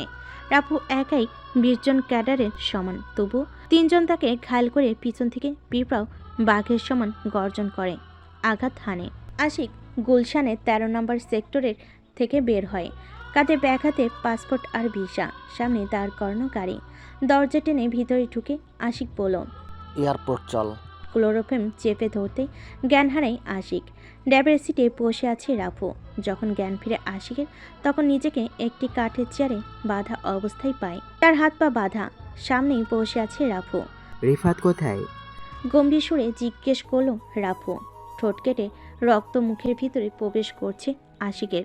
থু, মুখের ময়লা ফেলে আশিক বলল, মেরে দিয়েছি। বলতে রাফু আশিকের মুখে এক আঘাত করে। আশিক আবারও থুতু ফেলে বলল, আমরা জানতাম রিফাত বেঁচে থাকলে সমস্যা হতে পারে, তাই রিফাতকে মেরে দিয়েছি। কিন্তু তুই যে বেঁচে যাবি সেটা কল্পনা করিনি। তোর কলিজা কি দিয়ে তৈরি রে? আশিকের মুখে তুই তুকারি শুনে রাফুর মস্তিষ্কে জ্বালাতন শুরু করেছে। আশিকের সামনে ছোট ছোট টেবিলে তার উপর প্লাস, ছুরি, হাতুড়ি আর পিস্তল রাখে। তারপর রাফু বলল, কিভাবে তোর মৃত্যু চাস বল? আশিক হাসে, অট্ট হাসি হাসে, চিৎকার করে বলে, আমি জানি রাফু, তুই আমাকে এমনি এমনি মৃত্যু দিবি না। তাই তোর কাছে সহজভাবে মৃত্যুবরণ করার জন্য ভিক্ষা করার মতো ছেলে আমি নই। বাবা। বলে হাতে তালি বাজায় রাফু। ছেলেটার সাহসের প্রশংসা না করে পারছে না রাফু। প্লাসটা হাতে নিয়ে আশিকের আঙ্গুলের নখগুলো টেনে তুলে ফেলে। আশিকের চিৎকারে মাথা ঘুরে যায় রাফুর। বদ্ধ রুমের দেওয়ালে ওর চিৎকার ধাক্কা খায়, বারবার এসে কানে লাগে। কাঁচা নখগুলো টেবিলের ওপর তুলে রাখে। আশিকের চোখে রক্ত জমেছে। রাফু বলল, শিফাত কোথায়? মেরে দিয়েছি, ওকে কেটে ওর লাশ সমুদ্রে ভাসিয়ে দিয়েছি। বলেই থুতু ফেলে আশিক। দুজন তো তুই, বাকি তৃতীয় ব্যক্তিকে? বলল রাফু। আশিক কথা বলে না, অট্ট হাসি হাসে। রাফুর কানে হাসির শব্দ বিষাদের মতো বাজে। হাতুড়ি দিয়ে পিটিয়ে ওর আঙ্গুলগুলো থেতলিয়ে দিচ্ছে। আশিকের চিৎকার, সাথে সাথে মুখ থেকে রক্ত ঝরছে। তবু বলছে না তৃতীয় ব্যক্তির নাম, শুধু বলছে, কাপুরুষের মতো কষ্ট দিচ্ছিস কেন? মেরে ফেললে একেবারে মেরে ফেল। রাফু শুনছে না ওর কথা। ছুরি দিয়ে আশিকের হাতের চামড়া খুলে ফেলেছে। ফিনকিতে রক্ত ঝরছে সমস্ত শরীর বেয়ে। ব্যথায় আশিক জ্ঞান হারিয়েছে। তবু তৃতীয় ব্যক্তির নাম বলো না আশিক। জ্ঞান ফিরতেই আশিকের সামনে বসে থাকা রাফুকে দেখে। মৃত্যুভয়ে আটকে ওঠে ওর দুহাত। এতটাই যন্ত্রণা করছে যে এখন ওর হাতে আছে কিনা সে অনুভূতি নেই। টেবিলের উপর বিরিয়ানি রাখা। রাফু বলল, আশিকের পেটে প্রচণ্ড খিদে, দুদিন কিছু খায়নি। হাত পা বাঁধা অবস্থায় ঝাঁপিয়ে পড়ে বিরিয়ানির ওপর। নাক মুখে বিরিয়ানির প্লেটের ওপর, পিছে চেয়ারে বাঁধা। আশিক খাওয়ার জন্য উদ্ভিন্ন হয়নি। এক মুখ বিরিয়ানি নিয়ে গলায় আটকেছে মৃত্যুর সহজ উপায়। রাফু কিছু বুঝে ওঠার আগে প্রায় মৃত্যুর মুখে আশিক। Oh shit. বলেই টেবিলের ওপর লাথি মেরে আশিকের মাথায় ধাই ধাই করে এক রাউন্ড বুলেট চালিয়ে দেয়। থেতলিয়ে যায় ওর সমস্ত মুখ। বুকের ভিতর জ্বালাতন সৃষ্টি হয় রাফুর। এখন এই তৃতীয় ব্যক্তির খোঁজ মিলবে কিভাবে? আশিকের সাথে মোবাইল নেই, শুধু ব্যাংককে কিছু কাগজ রাখা আর একটি পেন ড্রাইভ। ব্যাংকের কাগজে হাত না দিয়ে পেন ড্রাইভ নিয়ে চলে আসে রাফু। বাসায় ফিরে পেন ড্রাইভ ওপেন করার জন্য ল্যাপটপে লাগাতেই পাসওয়ার্ড যাচ্ছে। মহা ঝামেলা। কিন্তু আশিক তার পেন ড্রাইভে পাসওয়ার্ড দিয়ে রাখবে কেন, সেটাই প্রশ্ন জাগে। হঠাৎ রাফুর মনে হয় ব্যাংকের কাগজের সাথে এই পেন ড্রাইভের কিছু কানেকশন আছে নিশ্চয়ই। ফিরে যায় সেখানে। ব্যাংকের কাগজ ঘেটে দেখে আশিকের নামে 7 কোটি টাকা ট্রান্সফার হয়েছে অন্য কারোর অ্যাকাউন্ট থেকে। শালা, এই সেই তৃতীয় ব্যক্তি? মাথায় হাত রাখে রাফু। তৃতীয় ব্যক্তির নিশানা তো পেয়েছে, কিন্তু কে সে? পেনড্রাইভ ওপেন করতে হবে। পাগল প্রায় রাফু। মাথা ঘুরছে ওর। প্রথমে ব্যাংকে যায় রাফু। খোঁজ নিয়ে দেখে সেই ব্যাংকের অ্যাকাউন্টের মালিককে। আজহার উদ্দিন নামের একজন অবসরপ্রাপ্ত ব্যাংক কর্মকর্তা ছিলেন তিনি। সেখান থেকে তার বাসার ঠিকানা নিয়ে চলে যায় তার বাসায়। নিস্তব্ধ প্রায় তার বাসা। বাসার ভিতরে নিরিবিলি বসে আছে এক বয়স্ক মহিলা। তার কাছে যায় রাফু। জিজ্ঞেস করে। মহিলাটি ভারী কণ্ঠে জবাব দেয়। আরও কিছু খোঁজ নেয় রাফু। তার কোনো ছেলে মেয়ে নেই। মৃত্যু পরে আজহার উদ্দিনের ব্যাংক অ্যাকাউন্ট বন্ধ করে দেয়নি তার পরিবার। সেটার ফায়দা তুলেছে সেই তৃতীয় ব্যক্তি। রাফু ক্লান্তির নিঃশ্বাস ফেলে শেষ ভরসা এই পেন ড্রাইভ হাতে নিয়ে চলে যায় ব্ল্যাক ড্রাগনের সাইবার হ্যাকার গ্রুপের সবচেয়ে দক্ষ হ্যাকার শিমুলের কাছে। রাফুর শরীর থেকে ঘাম ঝরছে টপ টপ করে। এসির ভেতরেও ওর শরীর গরম হয়ে আছে। শিমুল বলল, বস কাজ হয়ে যাবে কিছু সময়ের মধ্যে, কিন্তু সমস্যা হয়েছে বস, এটা যে কোনো সময় ক্র্যাশ হয়ে যেতে পারে, তাই সময় নিয়ে করতে হবে। কত সময় লাগবে? এই ধরুন বস, মিনিমাম 5 ঘন্টা। এত সময় কেন? এ সময় তো যে কোনো সরকারের ওয়েবসাইট হ্যাক করে খোবানো যায়। আসলে বস, ওয়েবসাইট হ্যাক করা আর পাসওয়ার্ড হ্যাক করার মধ্যে পার্থক্য আছে বস। সব পাসওয়ার্ড এক হয় না। এই পেন ড্রাইভে এমনভাবে পাসওয়ার্ড সেট করা হয়েছে, ভুল কেউ খুলতে চাইবে, ক্রাশ হয়ে ভিতরের সব ফাইল মুছে যেতে পারে, তাই সতর্কতার সঙ্গে কাজ করতে হবে। আচ্ছা, সময় নাও, হয়ে গেলে আমাকে জানাবে। আর এ ব্যাপারে জানো, আমার বাবা আসলেও যেন তাকে না জানানো হয়। ওকে বস। রাফু চলে যায় সেখান থেকে। রুমে এসে ফ্রেশ হয়ে নেয়। অনলাইনে অর্ডার করেছিল কিছু খাবার, এসে গেছে এতক্ষণে। টেবিলের উপর রেখে পানি গ্লাসটা খালি করতে রাফুর ফোন আসে। আব্দুল্লাহ ফোন করেছে। রিসিভ করতেই আব্দুল্লাহ বলল, রাফু নাইট বাজারের গ্যাং আমাদের উপর হামলার পরিকল্পনা বাঁধছে। আমি ভাবছি রাতে ওদের উপর হামলা করে দেব। রাফু কোনো কথা বলল না। হাত ধুয়ে আব্দুল্লাহকে বলল, তুই সব ক্যাডারদের তৈরি কর, আমি আসছি কিছুক্ষণের মধ্যেই। ফোন রাখে রাফু। মুখ কালো কাপড়ে বেঁধে নেয় রাফু। অস্ত্র ফেলেছে, চালানো ভুলেনি। কালো বাইকের উপরে চড়ে বাতাসের গতিতে ছুটছে রাফু। উদ্দেশ্য ব্ল্যাক ড্রাগনের আস্তানা। 5000 ক্যাডার, 6 জন কন্ট্রোলার আর রাফু আব্দুল্লাহ। 2 জন হেলিকপ্টারে রিয়াজ আর তুহিন মেশিন গান নিয়ে তৈরি হলো। হামলা করতে হবে নাইট বাজারের আস্তানায়। ঘন্টার সময় হয়ে গেছে। রাফুর ক্যাডার টিম নাইট বাইরের আস্তানায় প্রধান গেটের সামনে দাঁড়িয়ে। আব্দুল্লাহ বাকিদের নিয়ে পিছন থেকে হামলা করলে নাইট বাজারের ক্যাডাররা পিছনে মনোযোগী হলে সামনে থেকে ধেই ধেই করে ধেয়ে যায় রাফু, ঢুকে যায়। চারিদিকে শুধু গোলা বারুদের শব্দ। দূর থেকে স্নাইপারের টিম কভার দিচ্ছে রাফুদের। চারিদিকে নিস্তব্ধ, লাশের বন্যা বয়ে গেছে সেখানে।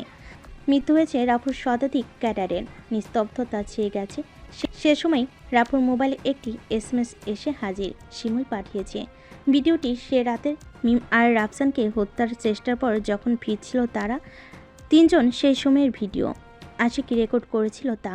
আবদুল্লার হাতে পিস্তল দিয়ে রিফাতকে শ্যুট করার ভিডিও। অবাক হয়ে তাকিয়ে আছে রাফু মোবাইলের দিকে। বাজ ভেঙে পড়েছে রাফুর জীবনে। আবদুল্লাহ তাকে কখনো কল্পনা করেনি রাফু।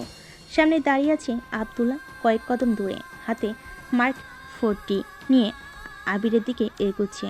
রাফু আবদুল্লার দিকে তাকাতেই আবিরের আস্থানায় ঢুকে যায়। আবির শুধু একাই বেঁচে আছে সেখানে। আবদুল্লাহ বলতে লাগলো, কিরে আবির, তোর সুতো ক্যাডারগুলো তো মিশে গেছে মাটিতে। এমন শক্তি দিয়ে আমাদের উপর হামলা করবি ভেবেছিস? করে হেসে রাফুর কান বরাবর আঘাত করে আবদুল্লাহ। তব্দ খেয়ে শুয়ে পড়ে রাফু। আবির আর আবদুল্লাহ রাফুকে একটি চেয়ারে বসিয়ে বেঁধে ফেলে। আবদুল্লাহর চাল ছিল রাফুর মনোযোগ ঘুরানোর, তাই কথাগুলো বলে রাফুকে আঘাত করে। সামনে দাঁড়িয়ে আছে আবদুল্লাহ নিজের মাথায় চড় দিতে দিতে বলতে থাকে, শালা তোর তো কপাল ভালো, কি জিনিস মাইরি তুই। আমার বাবাকেও মারলি তুই 14 বছর বয়সে। তোর বাবা তো আমার আপন বাবা না রে রাফু। তুই যাদের তোর মায়ের হত্যার জন্য মেরেছিস সেইখানেই আমার বাবা ছিল একজন। তোর বাবা করুণা হিসাবেই আমার মাকে বিয়ে করেছিল। আমি ভুলিনি রাফু। তোর সেদিন বাসায় এসে সত্যি বলার পরেই তোকে মেরে ফেলার ক্ষোভ জন্মায়। পারিনি তোকে সামনাসামনি মারতে। কক্সবাজারে সেদিন আমিই তোর উপর হামলা করি, বেঁচে গেছিস। শালা আশিকও ধোঁকাবাজি করলো। সিয়ামকে যেদিন মেরেছে সেদিন তোকে মারার জন্য ওকে পাঠিয়েছিলাম, তাতেও কাজ হয়নি। ব্ল্যাকমেল করা শুরু করে দেয় সেও। এই যে আবিরকে দেখছিস, নাইট বাজার নামক গ্যাং, এটার সৃষ্টিকারীও আমি, শুধু তোকে মারার জন্য। শহীদ তোর বাবা বলেছিল আমি তোকে যদি মেরে ফেলি তাহলে সে আমাকে মেরে ফেলবে আর তার সমস্ত সম্পত্তি দান করে যাবে। তখনই সৃষ্টি করি নাইট বাজারকে। আজ তুই মরবি, নাম হবে আবিরের। খুন হয়েছিস আবিরের হাতে। ভালো থাকিস ভাই। রাফু কথাগুলো শুনছে চেয়ারে বসে, কানে পাশ দিয়ে ফিনকি দিয়ে রক্ত ঝরছে। হাতের ফোনটা মাটিতে পড়ে গেছে রাফুর। ডিসকানেক্ট হয়েছে শহীদ হাসানের ফোন কল। শহীদ হাসান ফোনের ওপাশ থেকে আবদুল্লার সব কথাই শুনেছে। ছুটে আসছে আবিরের আস্তানার দিকে। আবিরের দুপায়ে দুটো বুলেটের আঘাত করে আবদুল্লাহ। লুটিয়ে পড়ে মাটিতে আবির। আবিরের বুকে টাইম বোম সেট করা অন করে আবদুল্লাহ। 10 মিনিটে ফেটে যাবে বুম। সব কিছু মাটিতে মিশে যাবে। আবদুল্লাহ ভয়ানক প্ল্যানিংয়ের কথা মিশে যাবে আবিরের সাথে। আবির ছাড়া আবদুল্লাহর কালো কাজের সাক্ষী নেই। ইট পাথরের ঘেরা রুম থেকে বের হয়ে ক্যাডারদের সামনে আসতেই বিকট এক শব্দ আসে। ধসে পড়ে আবিরের আস্তানা। ঠিক বোমা বিস্ফোরণের আগে আবির রাফুর হাত পায়ের বাঁধন খুলে দেয়। পিছন থেকে সরে যায় রাফু। মৃত্যু হয় শুধু আবিরের। মৃত্যুর আগে জীবনে একজনের উপকারে আসতে পারল আবিরের আত্মা শান্তি পাবে, তা ভেবেই মুক্ত করে দেয় রাফুকে। হাঁপাতে হাঁপাতে এসে দাঁড়ায় শহীদ। সামনে আগুন জ্বলছে দাউ দাউ করে। চোখ বেয়ে জল গড়িয়ে পড়ছে শহীদ হাসানের। আবদুল্লাহ শহীদ হাসানের সামনে এসে দাঁড়িয়ে মিথ্যা চোখের জল ফেলে বলতে লাগলো, বাবা আমি রাফুকে বাঁচাতে। ধাই ধাই করে দুটো শব্দ বুলেটের আঘাত ছেদ করে আবদুল্লার মুখ আর বুকের এপাশ ওপাশ। শহীদ হাসান বলল, নাজাইজ সন্তানের চরিত্র ঠিক নাজাইজই হয়। হাসপাতালে মিমের চোখ খুলে চোখ বেয়ে জল গড়িয়ে পড়ছে। অচেনা কারণে মুখে কথা বলতে পারে না মিম, নয়তো চিৎকার করে বলতো, আমার আমার রাফু আজ ভালো নেই। 7 বছর পরে আরিফা তার কলেজের ট্রিপে কক্সবাজার আসে। সারাদিন ঘুরঘুর করে সমুদ্রের নোনা জলে গা এলিয়ে ভেসে বেড়ায় অচেনা মায়ে। দূর থেকে দাঁড়িয়ে আরিফার দিকে তাকিয়ে আছে আদি, আরিফার বয়ফ্রেন্ড। সন্ধ্যা নামতেই আরিফার কোমরে হাত রেখে হেঁটে চলছিল সাগর পাড়ে। ধূসর মেঘ আকাশে উড়ে বেড়াচ্ছে। সামনে দুজন প্রেমিক প্রেমিকা দাঁড়িয়ে আছে। ছোট ছোট আলোর ভেলা সাগরের ঢেউয়ের সাথে ছেড়ে দিচ্ছে। ছোট্ট একটা বাচ্চা তা দেখে হাতের তালি দিয়ে বলছে, আম্মু আম্মু কি সুন্দর না। হাসছে মেয়েটা, যেন মুক্ত ঝরছে হাসিতে। ছোট ছোট পা দুটো বালিতে ভিজছে। ছেলেটার পাশে দাঁড়িয়ে থাকা মেয়েটি বলল, এই মীরা, দুষ্টুমি করে না আমার সোনা মা। আরিফা একটু ভালো করে তাকাই তাদের দিকে। সামনে আগাই, কাছে আসতেই চমকে ওঠে। রাফসান ভাইয়া, মিম ভাবি, তোমরা? তো হ্যালো বন্ধুরা, গল্পটা কেমন হয়েছে তো অবশ্যই কমেন্ট করে জানাবেন। আর এরকম সুন্দর সুন্দর গল্প পেতে অবশ্যই আমাদের চ্যানেলটা সাবস্ক্রাইব করে বন্ধু হয়ে পাশে থাকবেন। ধন্যবাদ।